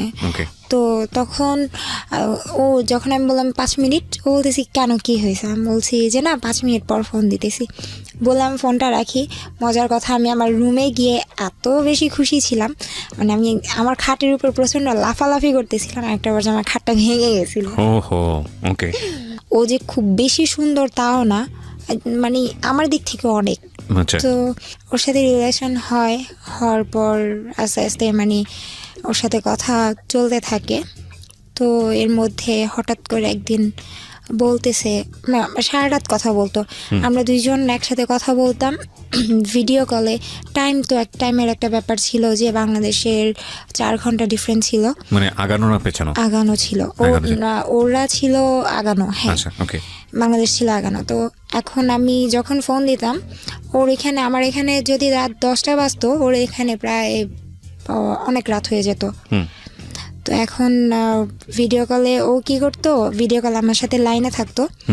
আমি বলতাম যে আমি সারাদিন এত কাজ করছি, আমার খুব খারাপ লাগতেছে, আমি একটু ঘুমাই। আচ্ছা। ও বলতেছে হ্যাঁ ঘুমাও। ও লাইনে থাকতো, আমি ফোনটা এক সাইডে রেখে আমি ঘুমিয়ে যেতাম। মানে এমন ভাবে রাখতাম যেন আমাকে দেখতে পারে। ওকে। তো মানে এইভাবে সম্পর্কটা এরকম ঘুমাতাম। পর্যায়ে ছিল? হ্যাঁ, এত ভালো ছিল। ইভেন আমি যখন গোসল করতে যেতাম ও বলতো যে আমি লাইনে আছি, তুমি 24 ঘন্টা আমাকে লাইনে রাখবা। তো তখনও আমি বেসিনের উপর ফোনটা রেখে আমি আমার মতো গোসল টোসল শেষ করে ঘরে আসতাম। মানে এটা কি, মানে এরকম একটা সেনসিটিভ মুহূর্ত ওকে আপনি সাথে রাখতেন? হ্যাঁ, মানে 24 আওয়ার্স আমার সাথে থাকতো। ওকে। তো ওকে। তারপর খাওয়া দাওয়া সব কিছুতেই। তো হঠাৎ করে একদিন দুপুর দিকে কথা বলতেছি, তো ও আমাকে মানে অন্যরকম একটা কথা বলে যে যেটা ভিডিও কলে, হ্যাঁ ও আমার সাথে লাইনে থাকতো সব সময়, বাট যেটা হতো যে ফোন সেক্স বলতে যেই ব্যাপারটা হয় সেটা ফার্স্ট ও আমাকে বলে যেদিন, সেই দিন ওর সাথে আমি ফোনে কথা বলতেছি আর আমার হাত পা কাঁপতেছিল। আমি বলছি যখন আমি তোমার সাথে ভিডিও কলে কথা বলি তখন তো আমি তোমার দিকে তাকাই না, আমি আমার মতো কাজ করতে থাকি, এই জন্য অত একটাই লাগে না। তো কথা বলতে বলতে হঠাৎ করে মানে আমার হাতে একটা ব্যাগ ছিল, ব্যাগের মধ্যে মানে ওই বাচ্চারা খেলে না, ওরা মনে হয় গ্লাস ভেঙে রেখে দিছিল। তো ওইটার সাথে ওর সাথে ফোনে কথা বলতে বলতে আমি এতই হয়ে গেছি, ওইটার সাথে লেগে আমার ডান পায়ের এই যে হাঁটুর নিচে এই জায়গাটায় এতটা কাটে, মানে আমি টেরও পাই না, মানে কেটে গেছে অলরেডি। মানে একদম রক্ত দিয়ে ভেসে যাচ্ছে, আমি বলতে পারি না, বাসায় কেউ ছিল না। তো হঠাৎ করেই আমার এমন একটা অবস্থা, ওর আমি বলতেছি আচ্ছা আমি একটু, আমার কেমন যেন লাগতেছে। বলতেছি কি হয়েছে? আচ্ছা পাটা এত গরম লাগতেছে কেন? তখনও ওর সাথে আমি লাইনে কথা বলতেছি। বলছে কেন, তুমি কি করতেছো? না কিছু করি না, আমি পায়ে না একটু আগে ব্যথা পেয়েছি। বলছে কিভাবে ব্যথা পেয়েছো? বলতেছে দেখো কি হয়েছে। যখন আমি পায়ের দিকে তাকাই, ফার্স্ট আমার ফ্লোরের দিকে চোখ যায়, যেমন ফ্লোরটা পুরো একদম ব্লাড দিয়ে যাতা অবস্থা। তো আমি আমার পাটা কাপড়টা উঠায় দেখতেছি পা থেকে, মানে রেলে কাটা লাশ যেরকম হয়ে যায়, একদম মাংসটা ভিতর থেকে একেবারে কেটে যায়, এইরকম একটা অবস্থা হয়ে গেছে। অথচ আমার হুশই নাই, ওর সাথে কথা আমি এত ব্যস্ত। তো ওইটা দেখার পর আমি অনেক জোরে চিৎকার করি, বাসায় কেউ ছিল না, বাচ্চাগুলো স্কুলে ছিল। তো ও তখন চিৎকার শুনে ভিডিও কল দেয়। তো ভিডিও কলটা আমি রিসিভ করার পর ওকে আমি দেখানোর পর ও কান্নাকাটি করতেছে, কি হয়েছে তাড়াতাড়ি পা বাঁধো। তো সাথে আমার একটা কাপড় ছিল, হেজাব ছিল, হেজাবটা খুলে আমি পাটা বাঁধি। তারপর এক পর্যায়ে ওইটা দেখার পর আমি সেন্সলেস হয়ে যাব এমন অবস্থা। ও শুধু আমার ফোনটা তো আমার হাতেই ছিল, ও ও আমাকে বলতেছে যে গেটটা খুলো, চিৎকার করে আমাকে ডাকতেছে, মামা গেটটা খুলো, গেটটা খুলো। তুমি যদি এখন গেটটা না খোলার, যদি তুমি এইভাবে এই বন্ধ ফ্ল্যাটের মধ্যে যদি তুমি সেন্সলেস হয়ে যাও, হয়তো বা ব্লিডিং হতে হতে তুমি মারাও যেতে পারো। রাইট। তো আমি বারবার আমার পায়ের দিকে তাকাচ্ছি আর চিৎকার করতেছি। তারপর কোনো রকমের মানে পড়ে গেছি আমি মাটিতে। ও আমাকে ডাকতেছে, বলতেছে যে তুমি যদি এখন না উঠে গেটটা যদি না খুলো, তোমার সাথে আমার কোনো সম্পর্ক রাখবো না। এইটা শোনার পর আমি কিভাবে যে উঠছি আমি নিজেও জানি না, আমি গেটটা খুলছি। খোলার পর 4 তলায় আমার ফ্ল্যাটটা ছিল, আমি নিচে গেছি। নিচে যাওয়ার পর তারপর আমাকে ওই একজন দেখার পর আমাকে হসপিটালে নিয়ে যায়। তখন ও ফোনটা রাখে যে আমি হসপিটালে যাচ্ছি। ওই পর্যন্ত যতক্ষণ ওর সাথে কথা বলতেছিলাম ভালো ছিলাম। যখন হসপিটালে যাওয়ার পর আমার পায়ের কাপড়টা খুলে তারপর আমি দেখার পর একেবারে সেন্সলেস হয়ে যাই। ওকে। তো তখন ডাক্তার অনেক অবাক হয় যে তুমি এত বড় একটা অ্যাক্সিডেন্ট নিয়ে তুমি এখন এই মুহূর্তে এসে সেন্সলেস হইলা, তার আগে পর্যন্ত তুমি কিভাবে ঠিক ছিলা? বলছি আমি জানি না। না, এরকম শক্তি আছে, লাভের এরকম শক্তি আছে, এর চেয়ে বড় বড় শক্তি আছে, আমি এটা আমার জানি জানা না। আছে। তারপর বাসায় আসার পর ওদের এখানে একটাই হচ্ছে যে যত বড় দুর্ঘটনাই ঘটুক ওরা চিকিৎসা করাবে, বাট তার 5 মিনিট পর থেকে কাজ করতে হবে। পা কাটা নিয়ে কাজ করতে হচ্ছে, হাঁটতে পারি না, সব কিছু করতেছি। তো ও তখনও পর্যন্ত ভিডিও কলে থাকতো সবসময় 24 ঘন্টা। তারপর দেখা গেছে এই যে জ্বর আসতো রাতে অনেক, এই কাটা পায়ের জন্য। তারপর ও লাইনে থাকতো, বলতো যে শান্ত হও, আমাকে সান্ত্বনা দিত, মানে অনেক 24 সাপোর্ট আওয়ার্স করতো। কোম্পানি যেটাকে বলে। হ্যাঁ। খেয়াল করবেন, যারা শুনছেন তারা খেয়াল করবেন, বিশেষ করে টিনেজার যারা, মানে এই ফেসবুক, ইউটিউব, ভাইবার, হোয়াটসঅ্যাপ, ইমো বা আরও সকল যে অ্যাপ্লিকেশনগুলো আছে যারা ব্যবহার করেন র্যান্ডামলি, এবং এগুলো কি যারা সম্পর্কের বিশ্বস্ততার জায়গা, এগুলো তো আসলে টুল মাত্র না, একটা টেকনোলজি, এগুলোর তো কোনো দোষ নাই, দোষটা হচ্ছে আমাদের। সো সিক্রেটস যেহেতু, তার মানে বুঝতেই পারছেন ঘটনা অন্যদিকে মন নেবে। অবশ্যই খেয়াল রাখবেন যে সম্পর্কের যে জায়গাটায় ওরা আছে সেটা হচ্ছে সবচাইতে পবিত্রতম ফিলিংস, এবং সবচাইতে পবিত্রতম ফিলিংস বলতে আমি যেটা বোঝাচ্ছি না, সৃষ্টিকর্তার প্রতি যে ফিলিংস আমাদের থাকে সেটা হচ্ছে সবচেয়ে পবিত্র ফিলিংস। তারপরে যদি আমরা বলি যে প্রেম, প্রীতি, ভালোবাসার সম্পর্কের জায়গাটা, এবং সেটাও যদি রিলিজিয়াস জায়গা থেকে বলি সেটার একটা ডিফারেন্ট শেপ আছে, কিন্তু আমরা যদি ইন জেনারেলি বলি তাহলে মানুষের মনের মধ্যে যেই মারাত্মক রকমের ফিলটা জন্ম হয় সেটা ভালোবাসলেই জন্ম হয়, এবং সেটা দ্বিপাক্ষিকভাবেই যখন খুব অনেস্টির জায়গায় থাকে সেটা খুব চমৎকার একটা ফিলিংসের জায়গা। তো সেই জায়গাটায় আছে হচ্ছে গল্পটা, এবং খেয়াল রাখবেন এটা অনেকের জীবনেই ম্যাচ হবে। আজকের এই সিক্রেটসটা অনেকের সাথেই মিলে যাবে। বলুন তারপর সবসময় থাকতো ফোনে। আস্তে আস্তে সুস্থ হই। আর এইদিকে ওর প্রতি আমি এতটাই অ্যাডাক্টেড হয়ে যাই যে আমার এইদিকে কাজে মন নাই, কাজ করতে পারতাম না ঠিক মতো, ম্যাডাম এসে রাগারাগি করত। তো তারপর ওর সাথে মানে এরকম কথা হতো, আর কাজের অনেক তো ব্যাঘাত ঘটতই। তারপর আস্তে আস্তে না ওকে আমি দেখতাম যে রাতের পর রাত ও জেগে থাকতো, দিনের পর দিন জেগে থাকতো। তো একদিন আমি বলতেছি, আচ্ছা তুমি এত সারা দিন রাত না ঘুমিয়ে কেমনে থাকো? একটা মানুষ কিভাবে সম্ভব, কিভাবে তুমি এভাবে থাকো? পরে বলতো যে না, আমি তোমার অনেক লাভ করি, তোমার সাথে থাকতে পারি না, এটা সেটা, এই জন্য। তো আমি অনেক খুশি যে এরকম একটা মানুষ আমি পাইছি যে নাকি আমাকে অলওয়েজ সাপোর্ট করে। তারপর হঠাৎ করে একদিন দুষ্টামি করে বলতেছে, আচ্ছা তুমি যদি কখনো শুনো যে আমি ইয়াবা খাই, তুমি কি করবা? তো তখন আমি খুব বেশি চিৎকার করে কান্নাকাটি করি, আর নিজে নিজে বলতে থাকি যে কি করলাম আমি, এটা যে আমার লাইফে একজনকে লাভ করলাম, সেও ছেলেটাই বলছিল যে আমি যদি ইয়াবা খাই তখন কি করবা। মানে আমাকে বুঝাতে যদি। তো তখন আমি অনেক কান্নাকাটি করি। পরে বলছে, এই বোকা মেয়ে, শোনো, আমি অনেক সুন্দর করে গুছায় মিথ্যা কথা বলতে পারি। তো বলছি, গুছায় মিথ্যা কথা বলতে পারি মানে? বলছে, এই যে মাত্র মিথ্যা কথা বললাম, তুমি ধরতেও পারলা না, দুষ্টামি করলাম। তো এরকম মাঝে মাঝে অনেক কিছু দুষ্টামির মাধ্যমে আমাকে অনেক কিছু বলতো। তারপর ও বলতেছে, তারপর আমি বলতেছি আচ্ছা তুমি না ঘুমায় কিভাবে থাকো, তারপরে সত্যি কি তুমি আবার খাও? বলতেছে আরে বোকা না, আমি সব করি না। তারপর রিলেশন যখন আস্তে আস্তে ডিপ হতে থাকে, তো একটা পর্যায়ে ও আমার কাছে সব কিছু স্বীকার করে যে হ্যাঁ আমি এটা করি। তো তখন আমি বলছি দেখো আমি তোমাকে এতটাই লাভ করে ফেলছি, এখন তুমি যদি এর চাইতেও বড় কিছু করো আমি তোমাকে ছাড়তে পারবো না, বাট তুমি এটা ছেড়ে দাও।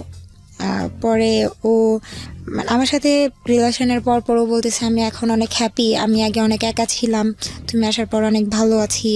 তো আমিও খুশি, ও খুশি, দুইজনে খুব ভালো চলতেছে। ওর ফ্রেন্ডদের সাথেও আমার কথা হতো, গ্রুপ চ্যাট হতো, সবাই একসাথে কথা বলতাম, ফোনে কথা বলতাম, তো দুষ্টামি করতাম। এখন ও আবার আমাকে ওর লাইফের কিছু স্টোরি বলতো, একটা মেয়েকে অনেক লাভ করতো, মেয়েটা ওর সাথে অনেক কিছু হয়েছে। তো এরকম অনেক মেয়ের কাহিনী আমি শুনছি ওর থেকে। শুনতে শুনতে শুনতে শুনতে কতগুলা মেয়ে যে হয়েছে হিসাব নাই, প্রত্যেকটার সাথে ফিজিক্যাল করছে। এগুলো বলেছে আপনাকে? হ্যাঁ। ওকে, তো আপনার খারাপ লাগতো না এগুলো শুনলে? কান্না করতাম, বুঝতে দিতাম না। তারপর আবার মনকে বুঝাতাম আসলে ও তো আমাকে সত্যিটা বলতেছে, এটাই বেশি। ও চাইলে আমাকে লুকায় রাখতে পারতো, হাইড করতে পারতো, আমি তো জানতেও পারতাম না, সমস্যা নাই। তো হঠাৎ করে একদিন এত রাগ লাগে, রাগটা ওর প্রতি না অন্যজনের প্রতি রাগ করে আমি কাচের একটা গ্লাস ভেঙে আমি আমার হাত কাটিয়েছি। আমার হাতে এখনো দাগ আছে, হাত কাটি। তো এটা নিয়ে অনেক রাগ করে যে খারাপ মেয়েরা এগুলো করে, এটা সেটা করে। আচ্ছা আচ্ছা ঠিক আছে আর করবো না। ও বলতেছে যে তুই অন্য কোনো কারণে কাটোস নাই, তুই অন্য কোনো ছেলের জন্য কাটছস। 24 ঘন্টা তুমি আমার সাথে আসো, আমি অন্য কোনো ছেলের জন্য কেন কাটবো? তো এটা গেল। আরেকদিন মানে আমি রান্না করতাম ওর সামনে, মানে ওই যা করার আর কি, ডেইলি লাইফ 24 ঘন্টা সে সাথে থাকতো। ও আমার সাথে থাকতো। তো হঠাৎ করে একদিন রাতের বেলা কি নিয়ে যেন ওর সাথে আমার ঝগড়া হয়েছে। এখন আমি বলছি দেখ আমি কিন্তু মারা যাব। বলছে তুই মারা যাবি। আর ও অনেক খারাপ ভাষায় গালি দিত আর মিথ্যা বলতো। সেগুলো আপনার কাছে মধুর লাগতো? হ্যাঁ মধুর লাগতো প্রথম এক্স্যাক্টলি, প্রথম এগুলো মধুর লাগে। আমি কিছুই বলতাম না। তারপরে আস্তে আস্তে যখন দেখি গালির পরিমাণ বাড়তেছে, আমিও তখন গালাগালি শুরু করে দিই। মানে ও যেমন আমার বাবা মা তুলে গালি দিচ্ছে, তখন আমি ওর বাবা মা তুলে গালি দেওয়া শুরু করি। এটা কি মানে আপনাদের তখনও দেখা হয়নি, সবকিছু ভার্চুয়ালি হচ্ছে? মানে ভিডিও কল টল এগুলোর মধ্যে? ভিডিও কলে সব হচ্ছে, ওর সামনে গোসল করতেছি, ফোন সেক্স হচ্ছে, সব হচ্ছে। ওকে। তো কিন্তু ওর সাথে আমার এখনো দেখাই হয়নি। ওকে, পয়েন্ট করবেন এগুলো, কারণ আমরা এই যুগেই বসবাস করি। ইনফ্যাক্ট আজকালকার যুগে একটা মানুষকে রিচ করা দেশের এই প্রান্ত থেকে বিশ্বের যে কোনো প্রান্তেই থাকুক না কেন, ইটস মানে টাইম ফ্যাক্ট, কয়েক সেকেন্ডের ব্যাপার। টেকনোলজি আমাদেরকে সেই জায়গাটায় নিয়ে গেছে। একটা সময় ছিল যখন আমরা শুনেছি এরকম আমাদের নানি দাদিদের কাছ থেকে, বাবা মায়ের কাছ থেকে, যে একটা ছেলে এবং একটা মেয়েকে প্রপোজ করতে মাসের পর মাস চলে যেত, বছরের পর বছর চলে যেত, রাস্তায় দাঁড়িয়ে থাকতে থাকতে স্যান্ডেলের তলা ক্ষয় হয়ে যেত, তারপরও সে প্রপোজ করার সাহসটা পর্যন্ত পেত না, এবং তারপর সে সম্পর্ক মোড় নিতে তো আরও সময়ের ব্যাপার। কিন্তু এখন বিষয়টা এরকম হয়, সম্পর্কে মোড় নেওয়া, তারপরে বিবাহ সাথী, তারপরে ঘর সংসার, তারপরে শারীরিক সম্পর্ক, বিভিন্ন বিষয় থাকে না? তো এখানে বিষয়টা হয়ে গেছে এরকম যে আগে সব কিছুর আগে শারীরিক সম্পর্ক। কারণটা হচ্ছে এটা খুব সহজেই প্রপোজ করার পেছনের অন্যতম কারণটা হচ্ছে ছেলেটা যখন মেয়েটাকে বলছে, বা ভাইস ভার্সা যদি বলি, মেয়েটা যখন ছেলেটাকে বলছে, তখন কোনো দায় থাকছে না। দায় বলতে আমি যেটা বোঝাচ্ছি যে আমি যে কথাটা বললাম মেয়েটাকে বা ছেলেটাকে বললাম, যদি ছেলেটা মন খারাপ করে কিংবা মেয়েটা যদি মন খারাপ করে, তাহলে যদি সে কোনো অ্যাকশন নেয়, সে অ্যাকশনটা কত দূর পর্যন্ত যেতে পারে। এই জায়গাটায় আমাদের একটা প্রচণ্ড রকমভাবে সিকিউরিটি আছে যে ভার্চুয়াল বলো এইসব হয়, এবং ঠিক আছে, it's okay, let's do it, দরকার কি সম্পর্কে যাওয়ার জন্য। কিন্তু মূল কথা হচ্ছে একবার যদি আপনি এই সব জায়গাতে ঢোকেন এবং সেটা যদি বিশ্বস্ততার সম্পর্ক না হয়, কিংবা বিশ্বস্ততার সম্পর্ক না হয়েও যদি এরকম বিষয় হয়, যদি লস হয় তাহলে দ্বিপাক্ষিকভাবেই লস হওয়ার সম্ভাবনা আছে, সেই জায়গাটাও যদি না হয়, তাহলে এটা অনেক বড় একটা বিপদের কারণ হতে পারে। আমরা এ কথা বললেও যে কালকে থেকে এইসব সব কিছু বন্ধ হয়ে যাবে ইন্টারনেটের দুনিয়াতে, এটা আমি বিশ্বাস করি না। তবে কিছু মানুষ সতর্ক হবে, আর আজকের এই গল্পটা শুনলে অনেকেই সতর্ক হবে, এবং শুধু সতর্ক না, ভয়ানকভাবে সতর্ক হবে। সামনের দিকে আগাই। তারপর আমি দুজন এত রাগারাগি, এত গালাগালির মধ্যে পরে হঠাৎ করে কি নিয়ে যেন অনেক বড় একটা ঝগড়া হয়। তো ওরে আমি বলতেছি দেখ আমি কিন্তু সুইসাইড করব বলতেছে। আর আমি একটু বলি যে আমার রুমটা ছিল, বাড়িটা ছিল ডুপ্লেক্স, ডুপ্লেক্সের নিচতলাতে ছিল বসার রুম, দোতলাতে ছিল শোয়ার রুম, আর দোতলার সাইডে আরেকটা মানে আলাদা করে ছাদের মতো করা, যেখানে সাইডে বাগান করা, আর আমার রুমটা ছিল তার পাশেই। মানে পুরো বাড়িটার মেট হিসেবে ছিলেন, মানে সার্ভিস দিতেন। তো আমার ওই সাইড, আমার রুমটা এমন একটা সাইডে ছিল, প্লাস আমার রুমের বাইরে যে মেন গেটটা থাই গ্লাস লাগানো ছিল, যে আমি যদি এখানে চিৎকার করে মরেও যাই আমার পাশের রুমের কেউ শুনবে না। একটু দূরেতে ছিল রুমগুলো। তো ওরে আমি বলতেছি যে দেখো, বাড়িটা কি একজনেরই ছিল? হ্যাঁ, একজনেরই ছিল। মালিক কি করতেন বাড়ির? মালিক লয়ার, আইনজীবী ছিলেন। আচ্ছা, ওকে। তো ওরে আমি বলতেছি দেখো, আমি এখানে একা একা থাকি, আমার ফ্যামিলি ছাড়া থাকি, এমনিতেই মানসিক একটা চাপ আমার ভিতরে, আর আমি বাবা মা ছাড়া কখনো থাকি না, এখানে থাকি।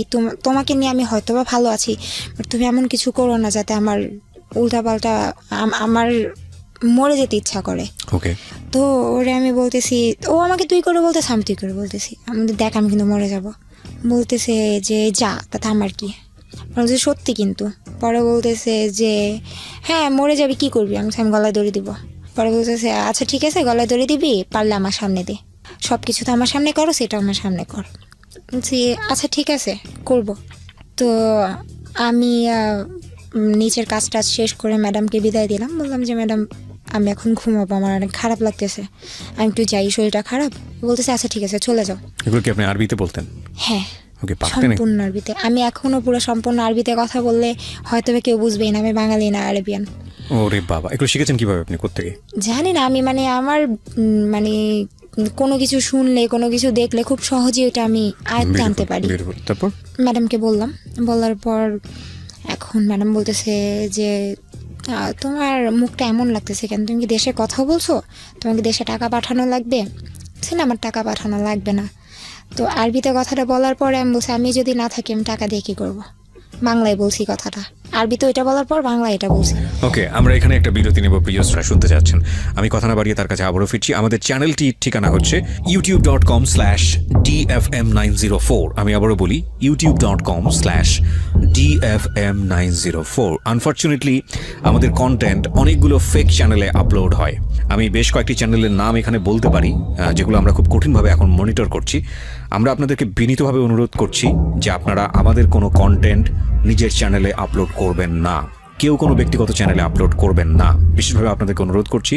আর যদি এটা কন্টিনিউসলি করতে থাকেন তাহলে আমি যেটা দেখলাম যে আপনাদের অনেকেরই চ্যানেল আছে যেগুলো আপনারা আমার পুরনো অনুষ্ঠান যেগুলো ছিল অন্য রেডিওতে সেগুলো আপলোড করেছেন, এখানকারগুলো আপলোড করেছেন, আপনারা চ্যানেল অনেক দিন ধরে চালাচ্ছেন। আমরা যেটা করব, রিপোর্ট করে আপনার চ্যানেলটি বন্ধ করে দেবো, এবং সেটা আমরা আমাদের অথরিটি থেকে খুব সহজেই করতে পারি। আমরা চাচ্ছি আপনারা যারা এই কাজগুলো করেছেন অনেকদিন ধরে হয়তো এক ধরনের সার্ভিস দিয়ে গেছেন, পয়সাপাতি হয়তো ইনকাম করেননি অনেকেই এসব দিয়ে, তারপরেও আপনাদেরকে বিনীতভাবে রিকোয়েস্ট করছি আমাদের কন্টেন্টগুলো আপলোড না করার জন্য, কারণ এতে করে আমাদের নিজের যে চ্যানেলটি আছে সেটার সমস্যা হচ্ছে, বিভিন্ন রকমের লিগ্যাল প্রবলেম হচ্ছে। তো সেই জায়গাটা থেকে আমরা আপনাদেরকে বিনীতভাবে রিকোয়েস্ট করছি, যদি আপনারা আপনাদের নিজের চ্যানেলটি হারাতে না চান তাহলে আপনারা আমাদের কন্টেন্ট আপলোড থেকে বিরত থাকুন। ওকে, আমাদের চ্যানেলটি হচ্ছে www.youtube.com/dfm904। আমি আবারও বলছি youtube.com/dfm904। প্লিজ এই চ্যানেলটি ছাড়া অন্য কোনো চ্যানেল ঢাকা FM এর এই প্রোগ্রামগুলোর জন্য আপনারা সাবস্ক্রাইব করবেন না। ওকে, আমাদের চ্যানেলটি সাবস্ক্রাইব করার পরে অবশ্যই নোটিফিকেশনটি অন করে নেবেন, যেখানটায় ছিলাম। তারপর তো ম্যাডাম বলতেছে এই তুমি বাংলায় কি বললা, তুমি কি আমার গালি দিলা? তো বলতেছি যে ম্যাডাম আমি আপনাকে অনেক লাভ করি। ম্যাডাম আমাকে অনেক আদর করতো, কারণ দেখা গেছে আমি যখন ফ্রি টাইম থাকতো কাজের তখন আমি ম্যাডামের পাশে বসে থাকতাম। মানে আমার মায়ের মতো, আমার মাকে কোনোদিন এতটা সেবা করিনি যতটা ওনাকে করছি। আর আমি ওনাকে অনেক জ্বালাতাম, মানে ওনার ছেলে মেয়ে যেভাবে জ্বালাতো আমিও জ্বালাতাম। তো উনি বলতো যে আমার 3টা না 4টা ছেলে মেয়ে, 2 মেয়ে 2 ছেলে। তো উনি বলতেছে তুমি আমার গালি দিলা? বলছে আমার এত বড় সাহস আছে আমি আপনাকে গালি দিব? বলতেছে আচ্ছা ঠিক আছে যাও ঘুমাও। তারপর আমি বিদায় টিদায় দিয়ে ঘুমাতে গেলাম। তো তখন আমি বলতেছি, তখনও কিন্তু লাইনে অডিও কলে, মানে যখন সামনে কেউ থাকে তখন অডিও কলে থাকে, আর আমি যখন একা থাকি তখন ভিডিও কলে। এখন কি অবস্থা আছে? আপনার ফোনে কি আছো? না না, ওকে ফাইন, ফোন অফ হয়ে গেছে। তো তারপর আমি উপরে যাওয়ার পর মানে ম্যাডাম বুঝতে পারছিল হয়তোবা যে আমার মন খারাপ। তো আমি উপরে যাওয়ার 5 মিনিট পরে উনি আমার পিছিয়ে যায় আর আমার মেন গেটের দরজাটা নক করে। আমি বলছি আপনি কেন আসছেন? আমি গেট বন্ধ করে দিলাম, আমি তো ঘুমাবো।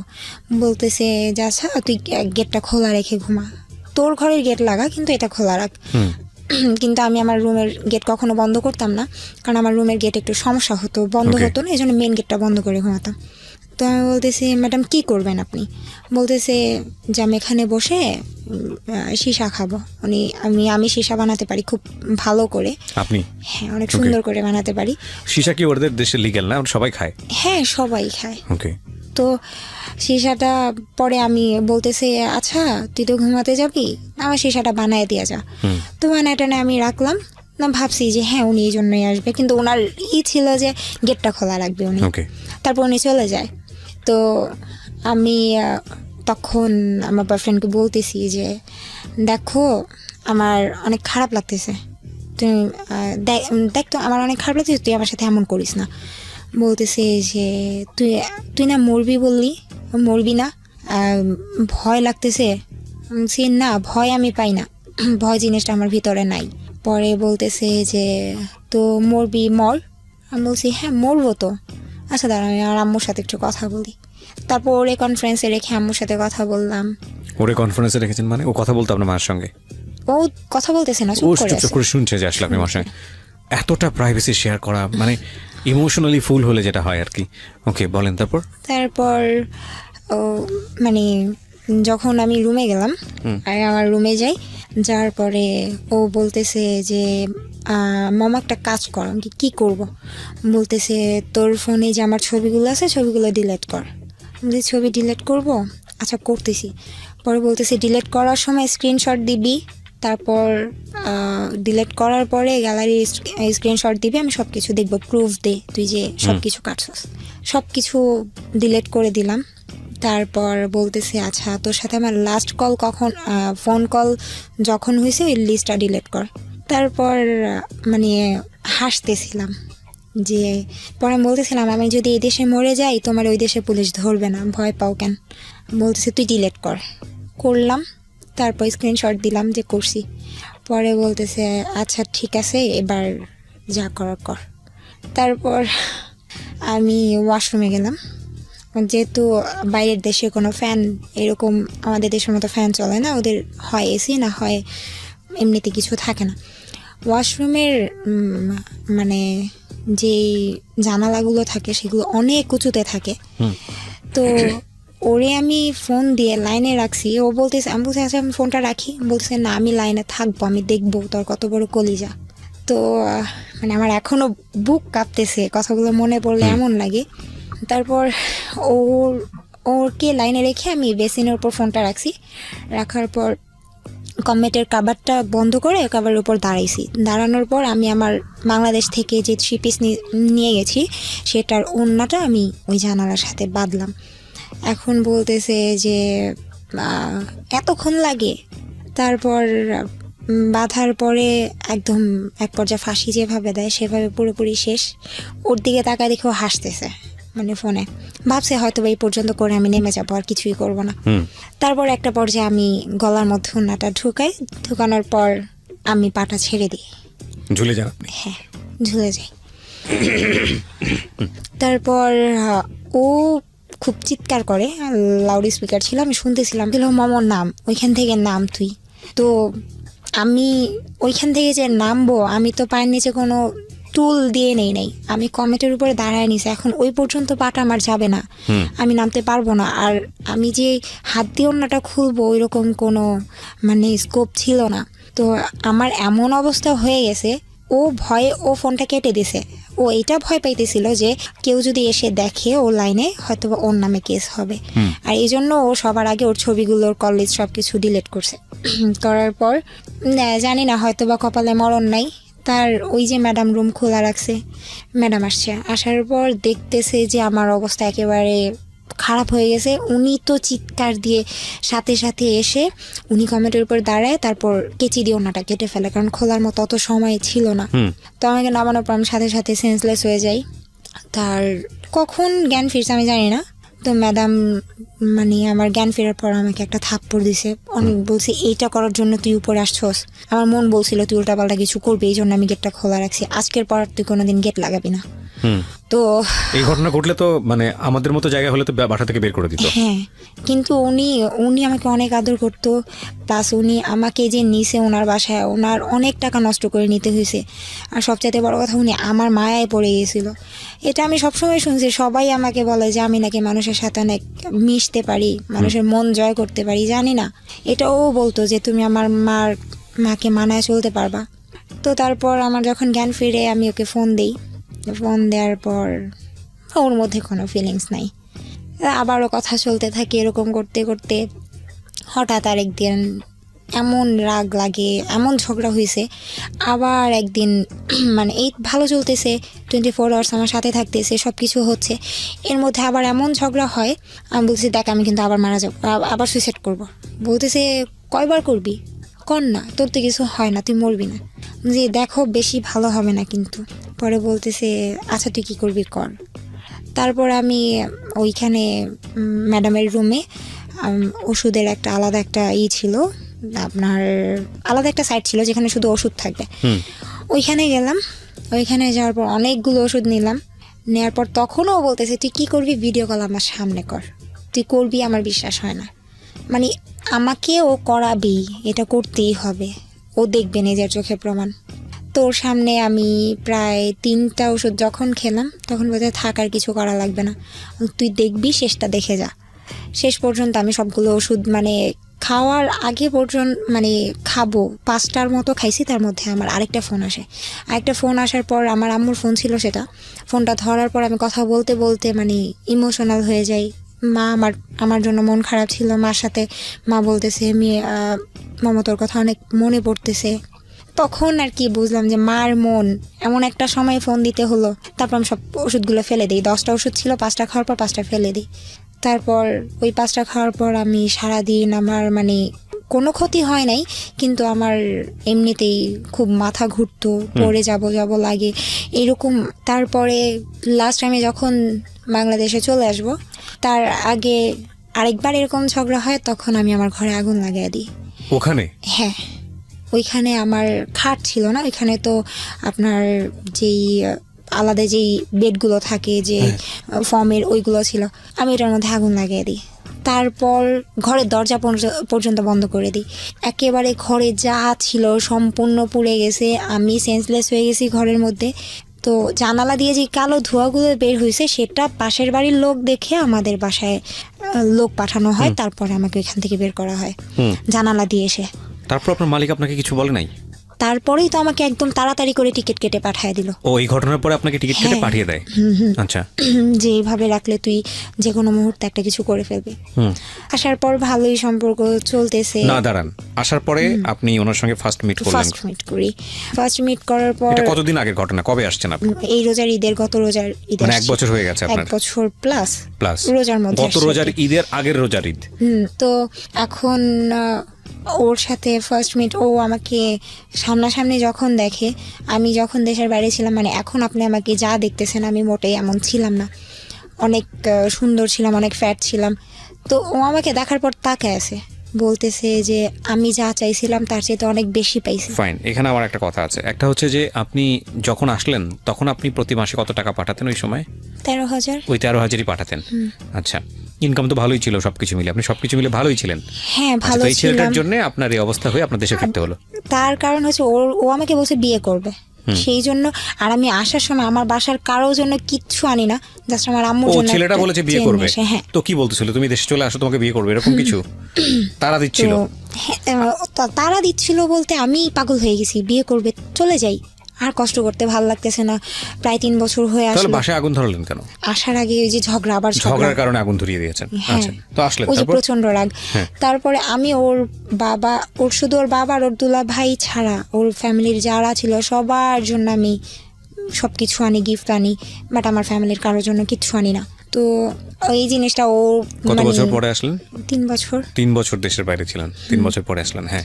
তারপর ওর সাথে ফার্স্ট মিট যখন, তখন ও বলতেছে আমি যা চাইছি তার চাইতে অনেক বেশি সুন্দর তুমি।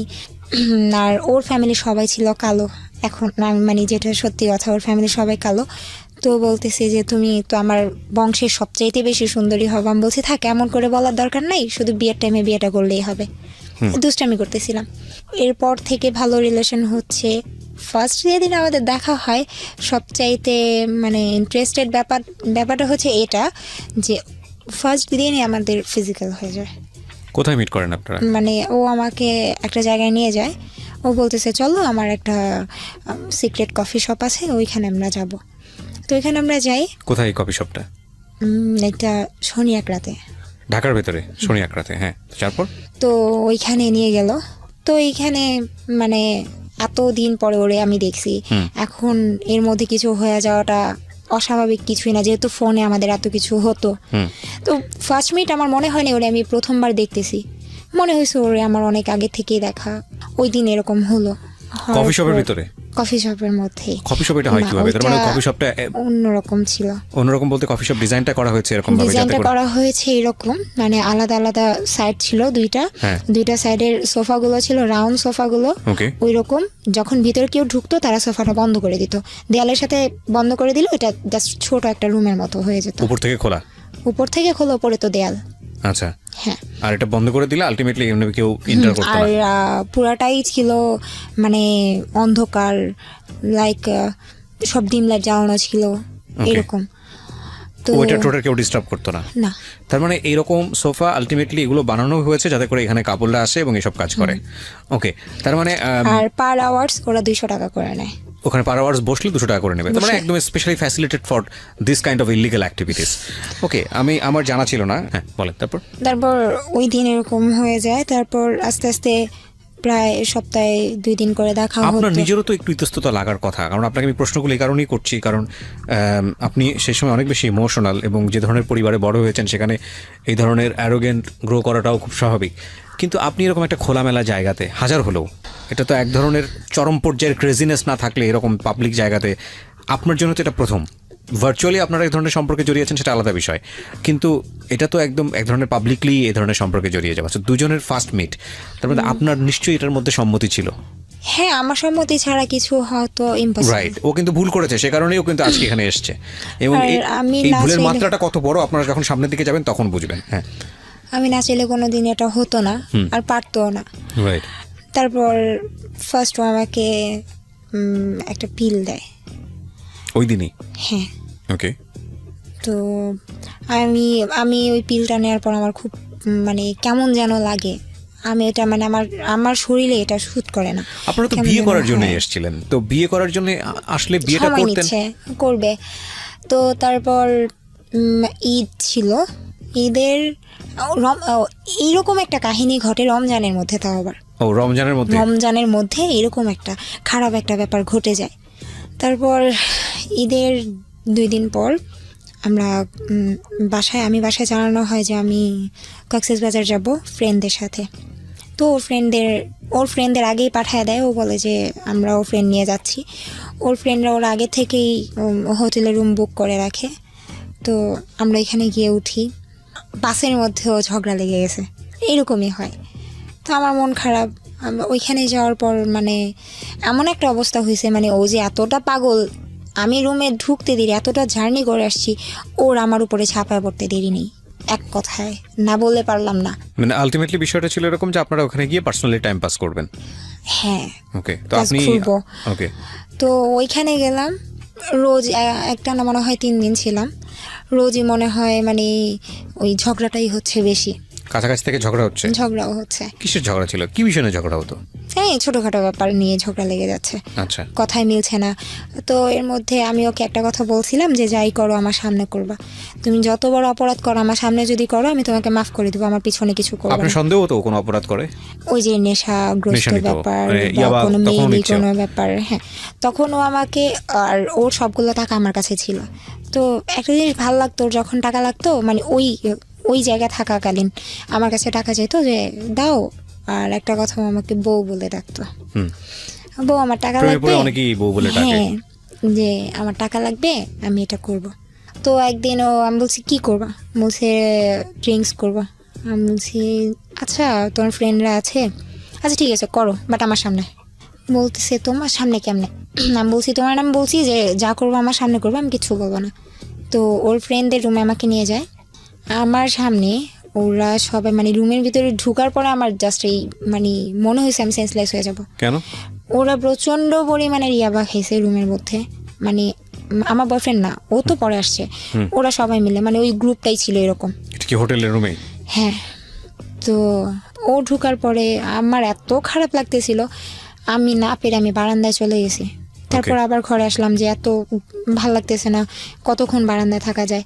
তারপর একটা পর্যায়ে আমার সামনেই ইয়াবা খাওয়া শুরু করলো, ড্রিঙ্কস করলো, করার পর আমাদের রুমে চলে গেলাম। তো 3টা দিন মানে ও নিজে মানে এই কথাগুলো বলতেছি এই জন্য যে ও যদি কখন এটা শুনে, ও হয়তো বা নিজের মন থেকে হইলেও ও মানবে যে হ্যাঁ এটাও করছে, যে ও জানতো যে আমার লাইফের ফার্স্ট ওই ছিল। কারণ 3 দিন ও আমার সাথে ছিল, 3 দিনে মানে আমার কি অবস্থা হয়েছে আমি জানি, দিন রাত এক হয়ে গেছে। মানে ওর ভিতরে যে মানুষ বলে কিছু ছিল না, আমি মানে ও হয়তো বা ইয়াবা খেত এই জন্যই হয়তো বা এরকম ছিল, আমি জানি না। ও আমাকে বলছে যে ইয়াবা খেলে নাকি এরকম হয়, সেক্সুয়াল দিকগুলো নাকি একটু বেশি কাজ করে। তো আমি বলছি তুমি ইয়াবা খেয়ে যদি তুমি এরকম করো, আমার সহ্যের একটা ব্যাপার থাকে, আমি তো কিছু খায় নেই। হ্যাঁ, আমি একটা নর্মাল মানুষ, আমার খারাপ লাগে। তো ও কিছু মানতো না, ওর মতো ও করতো। তো একটানা 3 দিন এরকম, তারপর আমি প্রায় সিক হয়ে যাই, এরকম অবস্থা। মানে অমানসিকভাবে চলতে থাকে বিষয়গুলো। হ্যাঁ, এগুলো চলতে থাকে। আমারও ইচ্ছা ছিল আমি কখনো ওরে মানে ওর মন খারাপ হোক, ওর ভালো লাগে না বা ওর কষ্ট পাক এমন কিছু কাজ আমি কখনোই করতাম না।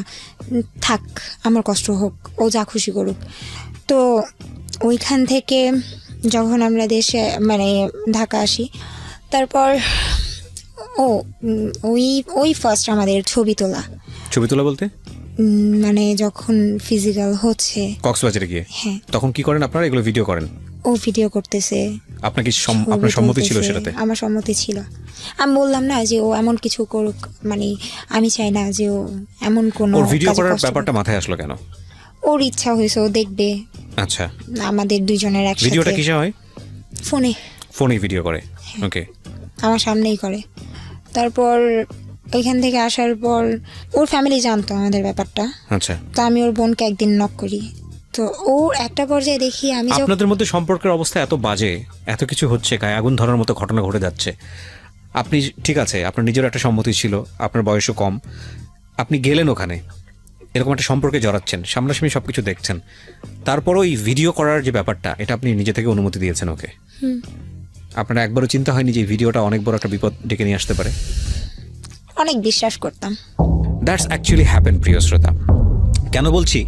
কজ লাভ রানস ব্লাইন্ড। একটা কথা আছে যে ভালোবাসা অন্ধের মতো দৌড়ায়, এবং এটার কোনো লজিক থাকে না। একটা মানুষ যখন ইমোশনালি লাভের মধ্যে পড়ে যায়, তখন পুরো দুনিয়া একদিকে, প্রেম একদিকে। এবং মজার বিষয় হচ্ছে, এটা একটা আগুনের ফুলকির মতো। আগুনের ফুলকি যেরকম তাপ করে উঠে জ্বলে আবার যেভাবে নিভে যায়, এটাও ঠিক তাই। লাভের ইমোশন প্রথম পর্যায়ে যেটা আসে, সেটা যদি একটা মানুষের জীবনে লাইফ লং স্টে করে, তাহলে মানুষটা পাগল হয়ে যাবে, এবং এটা কোনোভাবেই সম্ভব না। এবং সেই জন্য ব্যালেন্স করার জন্যই হয়তো বা সৃষ্টিকর্তা এই ইমোশনটা বেশি দিন রাখেন না। ঘটনা কিন্তু youtube.com/dfm904 চ্যানেলটি আছে ঢাকা FM 90.4, নেমে সাবস্ক্রাইব করে অবশ্যই নোটিফিকেশনটা অন করে দেবেন। ঠিক আছে, তো আপনারা কক্সবাজার থেকে ঢাকায় ফিরে আসলেন এবং ভিডিও টিডিও সব সে করে রাখলো নিজের কাছে। হ্যাঁ, তারপর ঢাকা আসার পর ওকে তো আমি বলতেই থাকি যে বিয়ে করব।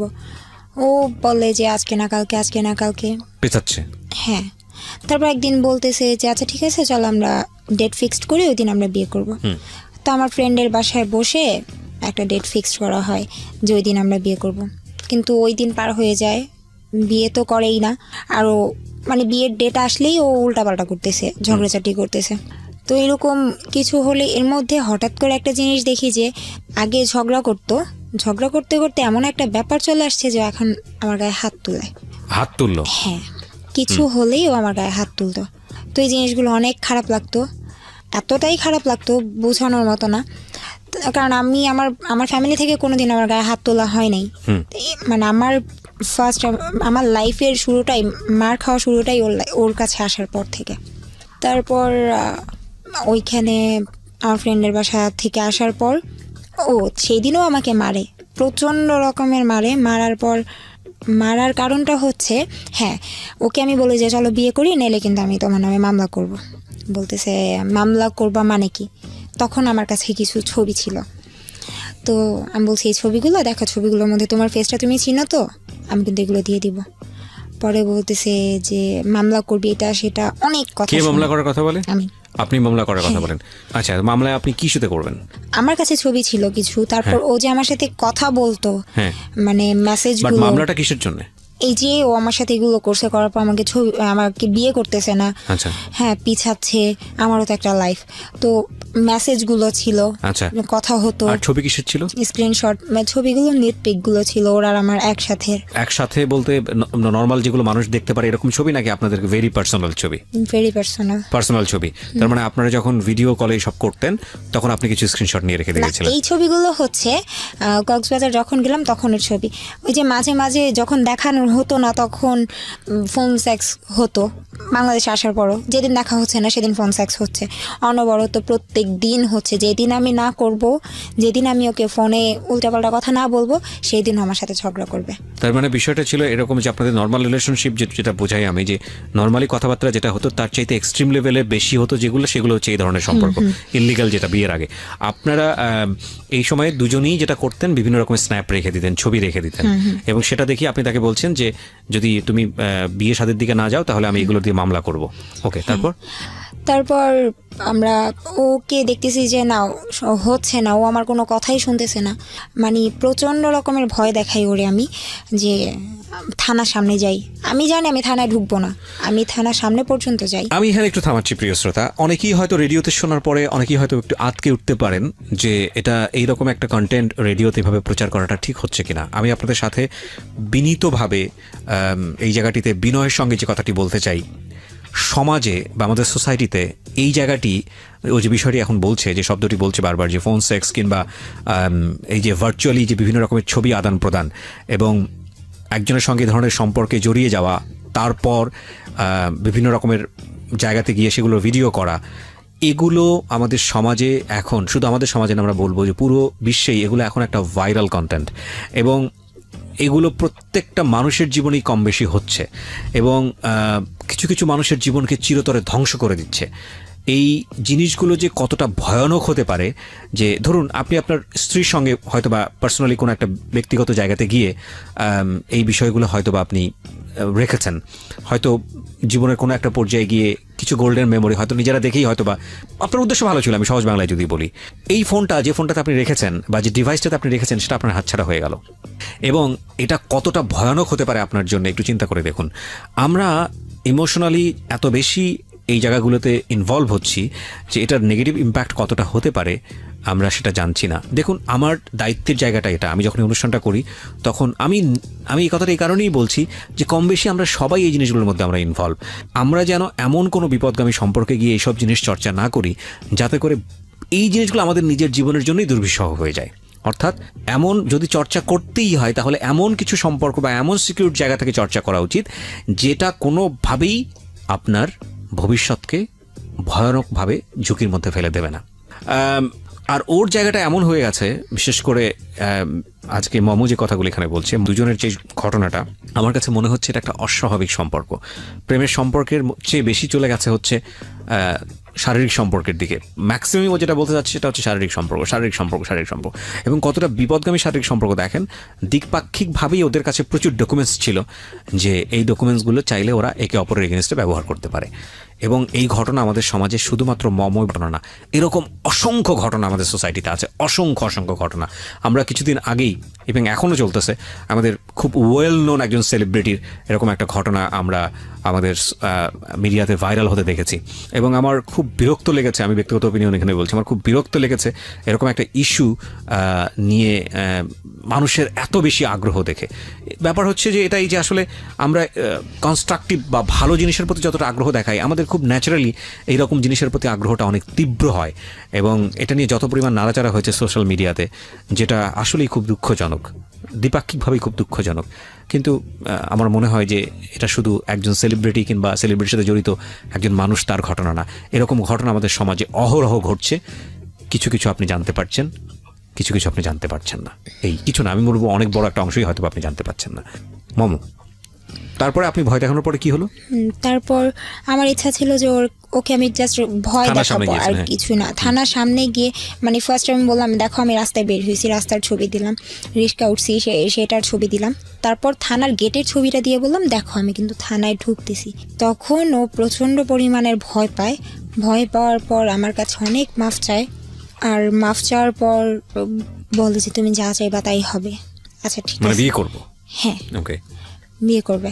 তারপর আমি বাসা চলে আসলাম। তখন আমি বলছি যে দেখো আমি যেতাম না থানায়, আমি আসলে তোমাকে ভয় দেখানোর জন্য করছি। ও বলতেছে যে যাই হোক বিয়ে করব, আচ্ছা ঠিক আছে চলো আসো আজকেই বিয়ে করবো। কি পরে বলতেছে হ্যাঁ। আমার মাথায় এতটুকু ঢুকে নাই যে আমি আমার ফোনটা সাথে নিয়ে যাচ্ছি। তো ও, আমরা বুঝে গেছি, হ্যাঁ বলুন। আমাকেও নিয়ে গেল। ও আমাকে বলতেছে আজকে তুমি না নৌকায় ঘুরতে অনেক পছন্দ করো, চলো নৌকায় ঘুরবো। তো নৌকা এমন একটা জায়গায়, যেই জায়গায় মানে মানুষ খুন করে ফেললেও লাইক বোঝার একটা কোনো উপায় ছড়ের নেই। মতো, হ্যাঁ। হ্যাঁ। তো আমাকে ফার্স্টে ওইখানে নিয়ে গেল। আমাকে বললো তুমি তো সকালে খাও নাই, খায় নাও। আমার একটা মানে ব্যাড হ্যাবিট হচ্ছে আমি খাওয়া দাওয়া করি না। আমাকে আগে ফার্স্ট খাওয়ালো, খাওয়ানোর পর বলতেছে আসো। নৌকা ওঠার আগেই বলতেছে ফোনটা দেখি। তখন তো আমি বুঝে গেছি যে হ্যাঁ ঘটনা কি ফোনটার ঘটবে, জন্য। তো তখন বলছে চল আমরা বিয়ে করবো না। বলছে যে হ্যাঁ ফোনটা একটু দাও। বলছে না ফোন দেওয়া যাবে না, ফোন দিব না আমি। এইটা বলাতে আমাকে একটা থাপ্পড় দেয়, আমি পড়ে যাই। আমাকে মানে আমি বলতেছি আমি ফোন দিব না, তুই আমার ফোন ছাড়, আমার হাত ছাড়, আমি চলে যাব, আমার বিয়ে করতে হবে না, ছাড়। ও আমাকে টানতে টানতে একটা নৌকার উপরে উঠায়, নৌকাওয়ালাকে বলে তাড়াতাড়ি নৌকাটা ছাড়েন। আমাকে টেনে হেসড়ে আমাকে নৌকা উঠায়। মানে নৌকাওয়ালাকে আগে থেকে সেট করা ছিল? না না, উনি দেখেই বুঝতে পারছে। উনি বলতে যেভাবে বলছে নৌকালা বুঝতে পারছে হয়তো বা টাকা বেশি দিবে। ওকে ওকে। তো এই নৌকাওয়ালা চিন্তা অভ্যস্ত, করে- কারণ নৌকাতে এসব ঘটনা ঘটে। ওকে। তো নৌকাটা পানির মাঝখানে নিয়ে গেল। তখন তো আমার ব্যাক করার কোনো ওয়ে নেই। তো ও আমাকে মানে ফোন চাচ্ছে আর প্রচণ্ড রকমভাবে মারতেছে। আমি দিচ্ছি না, ও আমাকে মারতেছে। মানে আমার এমন অবস্থা হয়েছে, আমি নৌকার মধ্যে আমি প্রায় সেন্সলেস হয়ে যাব অবস্থা। মানে কতগুলো থাপ্পড় দিছে আমার মনে নেই, কিন্তু মানে আমার অবস্থা খুব খারাপ হয়ে গেছে। তারপর ফোন দিলাম, ও মানে লক করা ছিল, পাটাম দেওয়া ছিল, ওইটা খুলতে পারতেছে না। তো আরও রাগ, আমি নিয়ে ফোন চাইছে, ফোন দিছি। এখন ওইটার জন্য আরও রাগ, আরও বেশি মার শুরু করছে। এখন আমি এক পর্যায়ে সহ্য করতে না পেরে ওর পায়ে ধরছি, প্লিজ আমার এইভাবে মাইরো না, আমি ফোনের লক খুলে দিচ্ছি, আমি আর সহ্য করতে পারতেছি না। তো পা ধরার পর বলতেছে তুই পা না ধরে তুই ফোন খোল। তারপর আমি মারতেছে আর বলতেছে। তো তারপর আমি মাফ টাফ চাইতেছি, দেখো তুমি আগে মারা বন্ধ করো, আমি দিচ্ছি। তারপর ফোনের লকটা খুলে দিলাম, ও সব কিছু ডিলিট করলো। সব কিছু ডিলিট করার পর ওর আমার ফোনের মধ্যে ওর জিমেল অ্যাড করলো, যেন আমি কি করি না করি সব যেন ও দেখতে পারে। তো যাই হোক আমি জিমেল মানে হচ্ছে হলো গুগল ড্রাইভের লিঙ্কটা করে দেওয়া, তার মানে আপনি ছবিতে যা যা তুলবেন ওর পার্সোনাল ফোনে ড্রাইভে গিয়ে আসবে, সেভ হবে। হ্যাঁ। তারপর বলতো যে তখন সেই দিনও মানে যখন ডিলিট করলো ওর মন শান্তি হলো, তখন ওই অবস্থায় আমাকে আদর টাদর করে চলো চলো চলো থাক আর কোনো দিন মারবো না, মাফ করে দাও বলে আবার সেই কফি শপে নিয়ে গেল। ওইখান থেকে আবার কফি শপে নৌকা থেকে গিয়ে আবার সে অকাম। তারপর ওইখান থেকে আমার তো অবস্থা অনেক খারাপ, আমার ফ্রেন্ডের বাসায় নিয়ে গেল। প্রিয় শ্রোতা, ওর দিকে আঙ্গুল তুলবেন না। আমি জানি যে অনেকেই কমেন্টস করছেন, আজে বাজে কথা বলছেন ওর দিকে। প্লিজ একজন মানুষের দিকে আঙ্গুল তোলার আগে নিজের দিকে আঙ্গুলটা তোলেন। ও কিন্তু এখানে সেলিব্রিটি হতে আসে নাই, হ্যাঁ, ও আপনাদেরকে সচেতন করার জন্য আসছে। ওর জীবনে তো এসব ঘটেছে। এমন হতে পারে যে এর চেয়েও ভয়ানক ঘটনা নিয়ে আপনি হয়তো বা গল্পটা শুনছেন, সুতরাং ওকে জাজমেন্টে যায়েন না, আপনারা নিজেরা সতর্ক হন।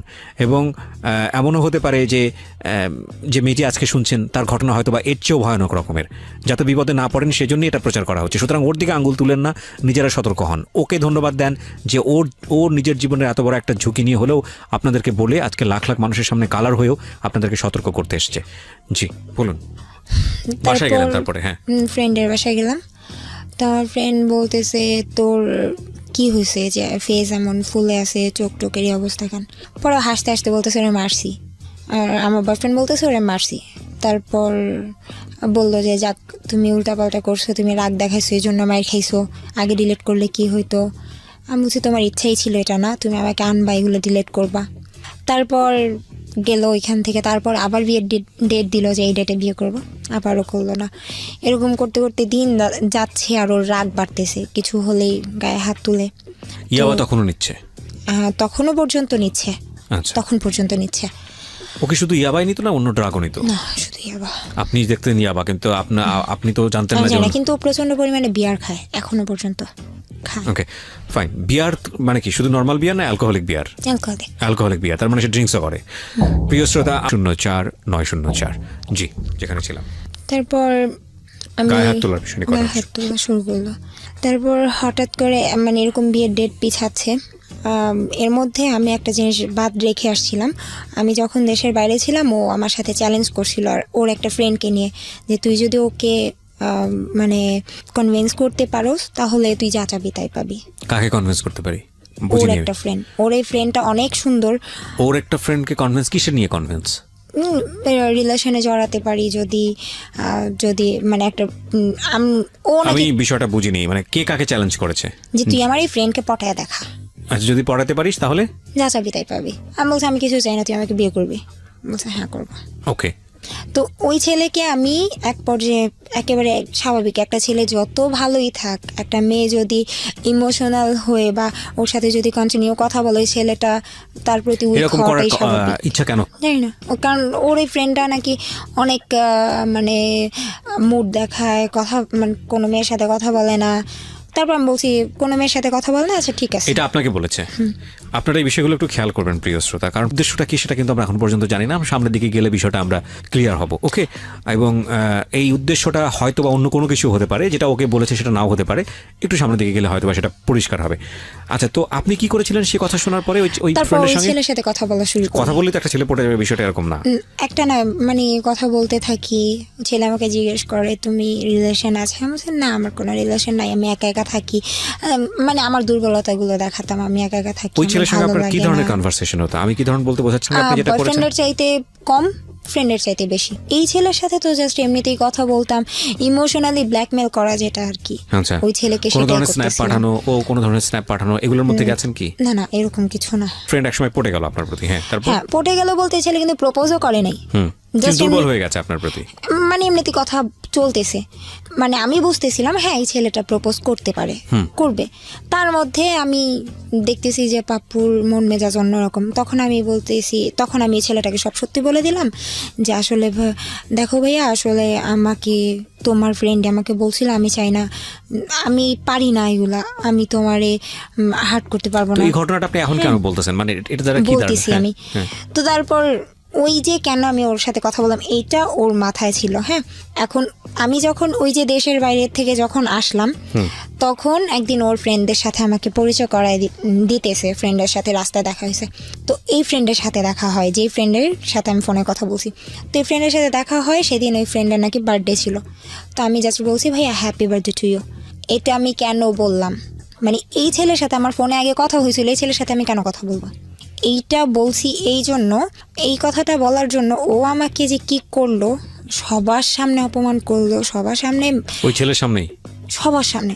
ছেলেদের সাথে কথা না বললে তোর ভাল লাগে না, এইটা সেটা। আমি খারাপ কি করলাম? ক্রেজি ছিল। এবং এটা খুব স্বাভাবিক যে ধরনের ড্রাগ নিত এবং যেভাবে ওর লাইফস্টাইল ছিল, সেখানে হয়তো এই বিষয়গুলো খুব স্বাভাবিক। একজন ড্রাগ অ্যাডিক্ট মানুষের সঙ্গে আসলে তার কাছ থেকে খুব নর্মাল আচরণ আশা করাটা খুব অপ্রত্যাশিত। তবে এটাও ঠিক যে ড্রাগ না নিয়েও মানুষ অনেক সময় খুব অ্যাবনর্মাল অ্যাটিটিউড করে, সেটার পেছনে অবশ্য অনেক কারণ থাকে। যাই হোক, তারপর মানে আমি কান্না করতে করতে এখান থেকে সরে আসছি, কারণ ওই অপমানগুলো নিতে পারতেছিলাম না এতগুলো ছেলের সামনে।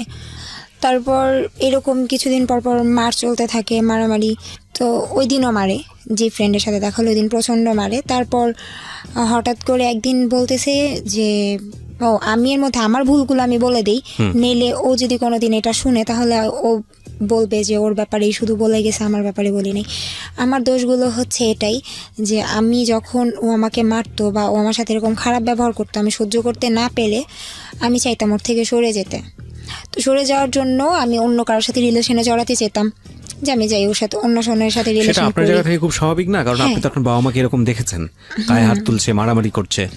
হ্যাঁ, এবং আমি খুব অবাক হচ্ছি যে এই সেম জিনিসটা দেখার পরে আপনি বিয়ের আগে সেম একই জিনিস পাচ্ছেন, তারপর এই ছেলেটাকে আপনি কেন বিয়ে করতে চাইবেন? আপনার তো একবার হওয়ার পরেই এখান থেকে সরে আসার কথা। হ্যাঁ, তারপর হচ্ছে কারণ আমি ওকে অনেক লাভ করে ফেলছি। Right, right. তারপর মানে আমার ভুলগুলো হচ্ছে যে আমি অন্য ছেলেদের সাথে কথা বলতাম, ওর ওর জিমেলটা অ্যাড করা ছিল, ও দেখতো, ও আমার ফোনের কল লিস্ট ওর ওইখানে যেত, তো যার যার নাম্বার পেতো সবাইকে ফোন দিয়ে বলতো যে মম আমার গার্লফ্রেন্ড, আর সবাইকে আমার ছবিগুলো দিয়ে দিত, নিউড পিকগুলো দিত, যে দেখেন ওর সাথে আমার এত কিছু নুড হয়েছে। পিকগুলো দিত সবাইকে? হ্যাঁ, সবাইকে বলতে যার সাথে আমি একটু মানে রিলেশনে যেতে চাচ্ছি, মানে কোনো ফ্রেন্ডলি রিলেশন নেই, আমি চাচ্ছি ওর সাথে রিলেশনে জড়ায় যাব, আমি আমার এই বয়ফ্রেন্ডের থেকে সরে যাব, এটা চেষ্টা করলেই ওই কাজটা করতো।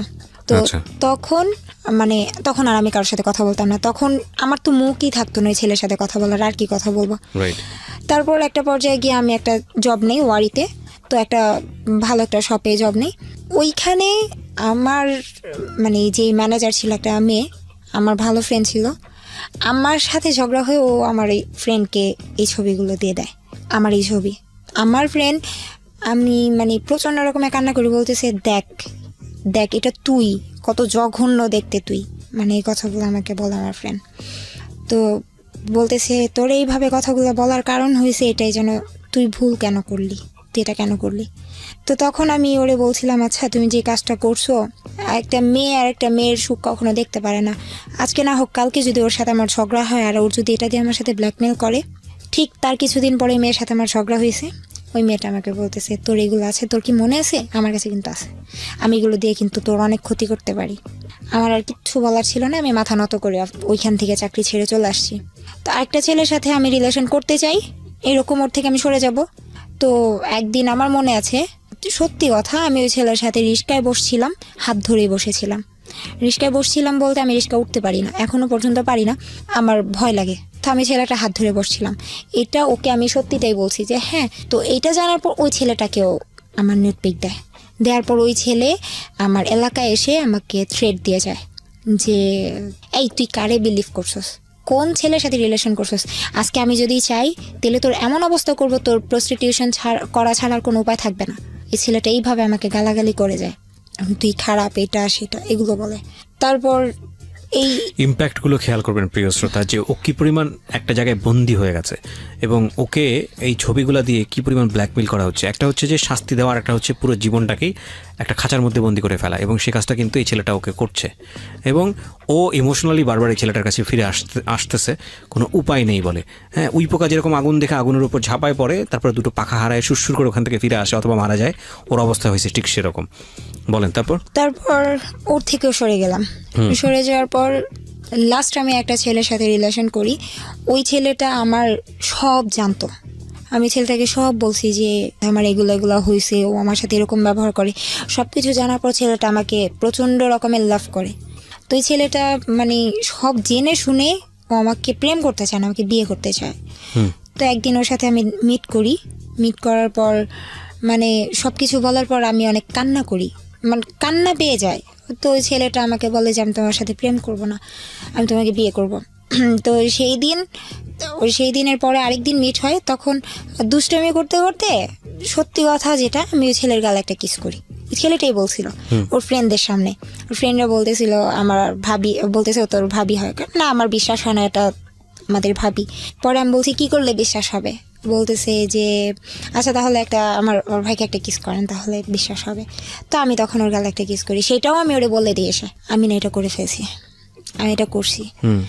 তো তখন এটা নিয়েও অনেক কাহিনী, ওই ছেলেকেও জানা তাই শোনায়, তো এগুলো চলতে থাকে। তো একটা পর্যায়ে হঠাৎ করে একদিন মানে বলতেছে ওর নামে নাকি কোন জায়গা নিয়ে মামলা হয়েছে, ও এখন পলাতক, যে আমি এখন পলাতক আছি, আমি কয়েকদিন ঢাকার বাইরে থাকবো, তুমি টেনশন করো না, আমি সুযোগ পেলে তোমাকে ফোন দিব। আমি তো কান্নাকাটি শুরু করে দিছি, আল্লাহ এটা কি হইলো। তো আমি বললাম যে কি এমন হলো যে তোমার পলাতক থাকতে হবে, বলতেছে আমি ঢাকাতেই থাকতে পারবো না। তো বললাম আচ্ছা ঠিক আছে থাকো, না ওর বাসা বাড়ি চিনতেন? ভালোভাবে থাকো। না বাসা বলতে ওর বাসা চিনতাম না, আচ্ছা। এমনিতে ওর জানতাম যে ওইখানে থাকে। হুম। তো ওর তারপর হঠাৎ করে মানে 2-3 দিন যায়, ফোন দেয় না। তারপর 2-3 দিন পর একদিন ফোন দিয়ে বলে যে মানে অনেক নীরব একটা বন্ধ একটা জায়গায় বসে বলে দেখো আমাকে আটকে রাখছে এখানে, এমন একটা অবস্থা, মানে পলাতক থাকতে হচ্ছে, আমাকে পুলিশ পাইলে নিয়ে যাবে। সে কেন, জায়গা নিয়ে কি হয়েছে আমাকে বলো। বলতেছে যে আসলে জায়গাটা যার থেকে নিছে এটা নিয়ে একটু প্রবলেম হয়েছে। আচ্ছা ঠিক আছে। তারপরে একটানা 2 সপ্তাহের মতো কোনো নেই, খবর নাই, একেবারে টোটালি কথা বন্ধ। হঠাৎ একদিন এই কথা বন্ধের এই মাঝখানে হঠাৎ একদিন আমি খাওয়া দাওয়া করতেছি, মানে কেন জানি আমার খাবার নামতেছে না গলা দিয়ে, খেতেই পারতেছি না, এত খারাপ লাগতেছে, মানে বুঝাইতে পারবো না, কেমন যেন লাগতেছে। তোর ফোন দিতেছি, ফোন কোনোভাবেই পাচ্ছি না। তারপর আমি ওর ফ্রেন্ডের দোকান চিনতাম এলিফ্যান্ট রোডে, তো আমি ওর ফ্রেন্ডকে ফোন দিয়ে বললাম তার কিছুদিন পরে, মানে 2 সপ্তাহ যখন শেষ, বললাম যে আসলে আমি তোমার সাথে একটু দেখা করতে চাই। পরে বলতেছে আচ্ছা ঠিক আছে আসো। আমি ওর দোকানে গেলাম, বললাম যে তুমি একটু ওরে ফোন দিয়ে আসতে বলো, আমি আসছি, তুমি বইলো না। পরে বলতেছে আসতে বললে এখন তো পারবো না, আমার দোকান বন্ধ হলে তারপর আসতে বলবো, তুমি বসো। তো দোকান বন্ধ হতে তখনও 4-5 ঘন্টা বাকি, আমি একটানা 4-5 ঘন্টা বসে আছি ওইখানে। পাশে আবার ওর আরেক ফ্রেন্ডের দোকান ছিল, তো ও পাপ্পুকে ফোন দিয়ে বলতেছে যে তুই মানে ওই ফ্রেন্ডের দোকানে আয়। কোথায় দোকানগুলো? আমি আসতেছি এলিফ্যান্ট রোডে। কিসের দোকান? কম্পিউটারের। আচ্ছা, মানে আলটিমেটলি হচ্ছে ওদের ফ্রেন্ডদের হচ্ছে কম্পিউটারের দোকান ছিল। তো এখানে বসে আছি, এখন ও বলতেছে যে অনেক দিন যাবত কথা হয় না, এখন ও বলতেছে যে পাপু একটু তুই আয়, দোকানে আয়, তোর সাথে দরকার আছে। তো অন্য একটা ফ্রেন্ডের দোকানে ও আসছে শুনলাম। তো এখন আমি এই ফ্রেন্ড যার কাছে আমি আসলাম, আমি তারে বলতেছি যে ও আসছে, বলতেছে চলো তুমি। তো আমাকে নিয়ে গেল। আমি মানে এতদিন যাবত যে কথা হচ্ছে না বা ঝগড়া হয়েছে, আমি সব কিছু ভুলে গিয়ে আমি দৌড় দিয়ে ওর সামনে যে বলতেছি তুমি আসছো। পরে আসছো বলে 2টা হাত আমি ধরছি। হাতটা ধরার পর আমি মানে দেখি যে ও 2 হাত ভর্তি মেহেদি দেওয়া। তো তখন আমি মানে কেন জানি নিজের মন থেকে হঠাৎ করে মুখ দিয়ে বলে ফেলছি তুমি বিয়ে করছো। বলতে চাই নাই, কেন যেন বের হয়ে গেছে মুখ থেকে। অন্য কথাও তো বলতে পারতাম, বা বিয়ে ছাড়া কি মানুষ মেহেদি দেয় না, দিতেই পারে।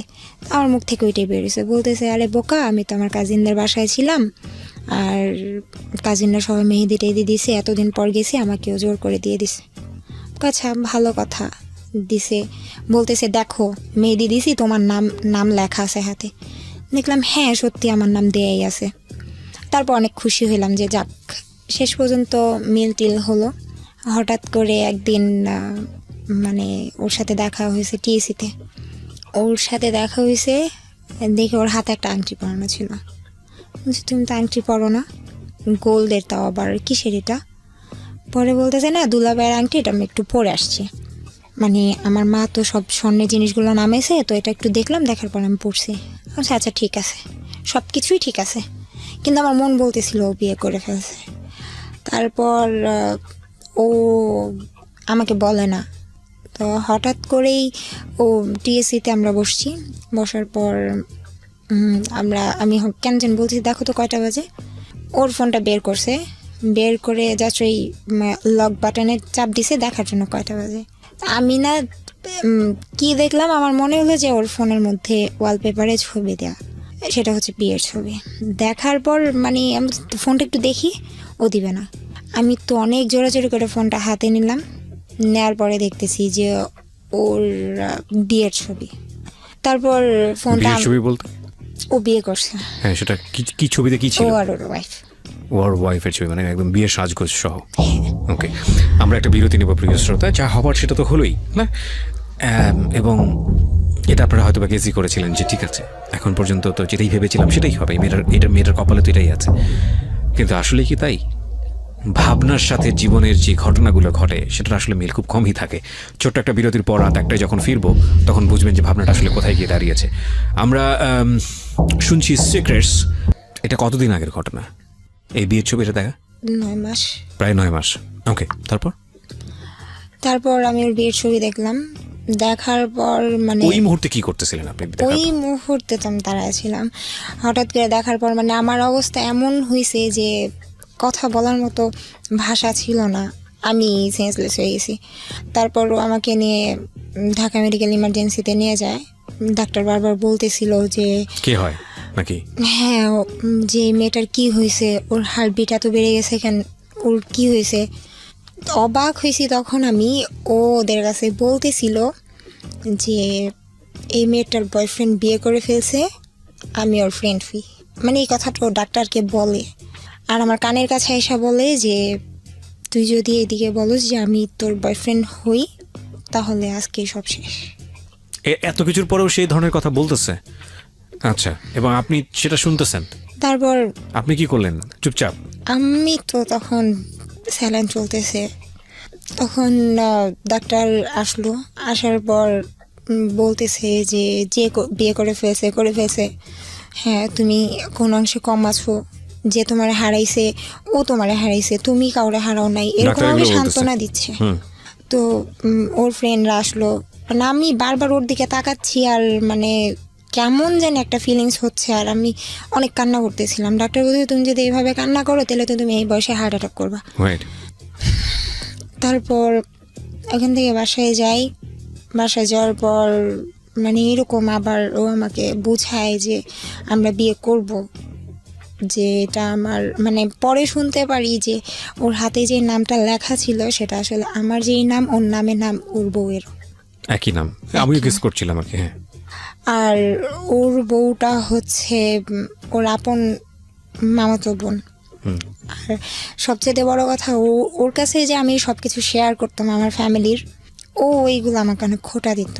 তোর বাবা এটা, তোর মা এটা, মানে আমাকে এগুলো সম্পর্কের বলতো। যখন খুব তিক্ত জিনিসগুলো চলে আসে তখন এগুলো নিয়ে মানুষ খোঁটা দেয়। হ্যাঁ, মানে তখন বলতাম যে তখন আমি বলছিলাম আমার শ্বশুর কি করে, তো ওর শ্বশুর ওই জায়গার অনেক নামি দামি একটা লোক। তখন বলছে হয়তো এই জন্যই তুমি আমার বিয়ে করো নাই। তো ও এসব বলতো। আর তারপর ওর you can know you can cry. আপনি আরামসে, আপনি যদি কাঁদতে চান কাঁদতে পারেন, কোনো সমস্যা নাই, রিল্যাক্স। তারপর ও বলতো যে তোর মতো ফকিন্নিকে আমি কেন বিয়ে করবো, তোর মতো ফকিন্নিকে আমি কেন বিয়ে করব, তোর বাবা 2 বিয়ে করছে, এটা সেটা। এগুলো বিয়ের পরে বলতো? হ্যাঁ। তারপর বুঝাইতো যে আমি ওরে ছেড়ে দিব, আমি ওরে চাই না, আমার বাবা মা জোর করে আমাকে বিয়ে দিছে। আমি বলতেছে যেন সব কিছু হঠাৎ করে হয়ে গেছে, জোর করে বিয়ে দিছে, আমি বিয়েটা করতে চাই নাই। তারপর বলতেছে আচ্ছা ঠিক আছে, তোমার সাথে তোর যা হওয়ার হয়েই গেছে। বলতেছে বিশ্বাস করে ওর সাথে আমার ফিজিক্যাল হয়নি। আমি বলছি বিয়ে করছে ফিজিক্যাল হয়নি। বলছে না, কাবিন হয়েছে ওর বাসায়, আমি আমার বাসায়। আমি বলছি আচ্ছা ঠিক আছে। তো এরকম হঠাৎ করে একদিন ওর ফোনে আমি দেখলাম যে ওর বউর রুমে বসা, মানে বাসর রাতের ছবি যেটা বিয়েতে তোলা হয়। আপনার সাথে তার মানে রেগুলারও মিশতো? বিয়ের পরেও মিশতো? হ্যাঁ। ওকে। তারপর ওই ছবিটা দেখার পর আমার ওই দিন অনেক অবস্থা খারাপ হয়ে যায়। মানে যখন এগুলো দেখি তখনই তো আমার প্রায় অনেক খারাপ অবস্থা হয়ে যায়। তারপর ওর এগুলো দেখার পর আমি বলছি যে তুমি সব কিছু বাদ দাও, তুমি যদি আমার বিয়ে করা হয় তুমি ডিভোর্স করো। ও বলতেছে হ্যাঁ আমি ডিভোর্স করে তোমার বিয়ে করব।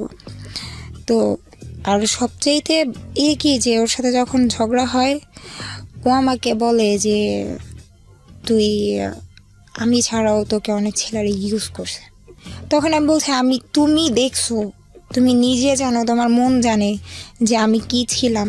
যেই ছেলেটা কন্টিনিউয়াসলি এসব কাজ করতো এবং আপনাকে সে গল্পটা বলতো, সেই ছেলের মুখ দিয়ে ধরনের কথা বেরোতো কিভাবে, এবং আপনি সেগুলো আবার ডিফাইন করতে চাইতেন কিভাবে? মানে আপনি সেগুলো ডিফাইন করতেন কেন? তারপরেও আপনি ওর কাছে জায়গা চাইতেন যে বিয়ের পরেও যদি একটু জায়গা হয় বা এরকম সম্পর্কটা যদি স্বাভাবিক থাকে। মানে আপনার টার্গেটটা কি ছিল বলেন তো, ফ্র্যাঙ্কলি বলেন। মানে আপনি নিজেকে ছোট মনে করেন না, এটা হয়, ইমোশনালি হয়। বলেছি যে যাই হোক, আমি ওরে বলছি যে দেখো আমি আমার সংসারে কখনো সুখ দেখি নাই, আমি চাই যে আমার একটা সংসার হোক, আমি ভালো থাকি, আমার বাবা মা যেটা করছে সেটা যেন আমার সাথে না হয়। ওরে আমি অনেক রিকোয়েস্ট করছি, দেখো আমি ছোটবেলা থেকে বাবা যতটুকু সুখ দেখ সেটা বড় আচ্ছা কথা মামা, না। আমি আপনাকে থামাচ্ছি। আপনি কি বলতে পারেন ওকে আমি জানি, কিন্তু 9 মাসের ঘটনাটা আমি আনতে চাই, যে 9 মাসের বিয়ের পরেও আপনি ওর সাথে একটা সম্পর্ক মেনটেন করেছেন, রাইট? হ্যাঁ, আচ্ছা, তো এই সম্পর্কটা মেনটেন করেছেন, ও আপনাকে কি কথা দিয়ে সম্পর্কটা মেনটেন করেছে যে বিয়ে করবে আপনাকে? বিয়ে করবে। বিয়ে করার সিস্টেমটা কি হবে? ওর ওয়াইফকে ডিভোর্স দিবে? হ্যাঁ, আচ্ছা, এই ছেলেটা করে কি আসলে, পেশায় কি করে? কিছু করে না। কিছু করে না। আপনি এটা জানতে পেরেছেন। আমাকে কয়েকটা জিনিস বলেন। আপনি অনেক বিবেকবান মানুষ, আমি বিশ্বাস করি। 22-23 বছর বয়স আপনার। একটা হচ্ছে ছেলেটা কিছু করে না, 2 হচ্ছে এই ছেলেটা ড্রাগ নেয়, 3 হচ্ছে এই ছেলেটা এই অনেকগুলো মেয়ের সাথে এর ধরনের সম্পর্ক ছিল, 4 হচ্ছে আপনি তাকে যতটুকু কাছে থেকে মিশে দেখেছেন সে যতটা ফিজিক্যালি আপনার সাথে ইনভলভ ততটা মেন্টালি ইনভলভ না, আপনার সাথে কথাবার্তা বলে আমার কাছে যেটা মনে হচ্ছে। 5 হচ্ছে সর্বশেষ পেরেক যেটা, সেটা হচ্ছে একটা মেয়েকে সে আপনাকে না জানিয়ে বিয়ে করেছে এবং মিথ্যা কথা বলেছে, মামলার কথাটা মিথ্যা ছিল, রাইট? ওকে, এত কিছুর পরেও আপনি তাকে জায়গা দিচ্ছেন কেন আপনার কাছে? এই প্রশ্নের উত্তরটা শুধু আপনি আমাকে দেন, যা মনে আসে। মানে আমি আপনাকে দোষ দিচ্ছি না, মন থেকে যেটা আসবে সেটাই বলেন। লাভ করি তাই। এক্স্যাক্টলি, লাভ করেন তাই ঠিক এটা না, এটা লাভ না, এটা আমি বলি ইমোশন, ব্লাইন্ড ইমোশন। লাভ করেও মানুষ যুগের পর যুগ সেই মানুষটার কাছ থেকে দূরে থাকতে পারে, এটাও লাভ, কিন্তু এটা একটা ইমোশন এবং এটা খুব মারাত্মক রকমের ভুল একটা ইমোশন।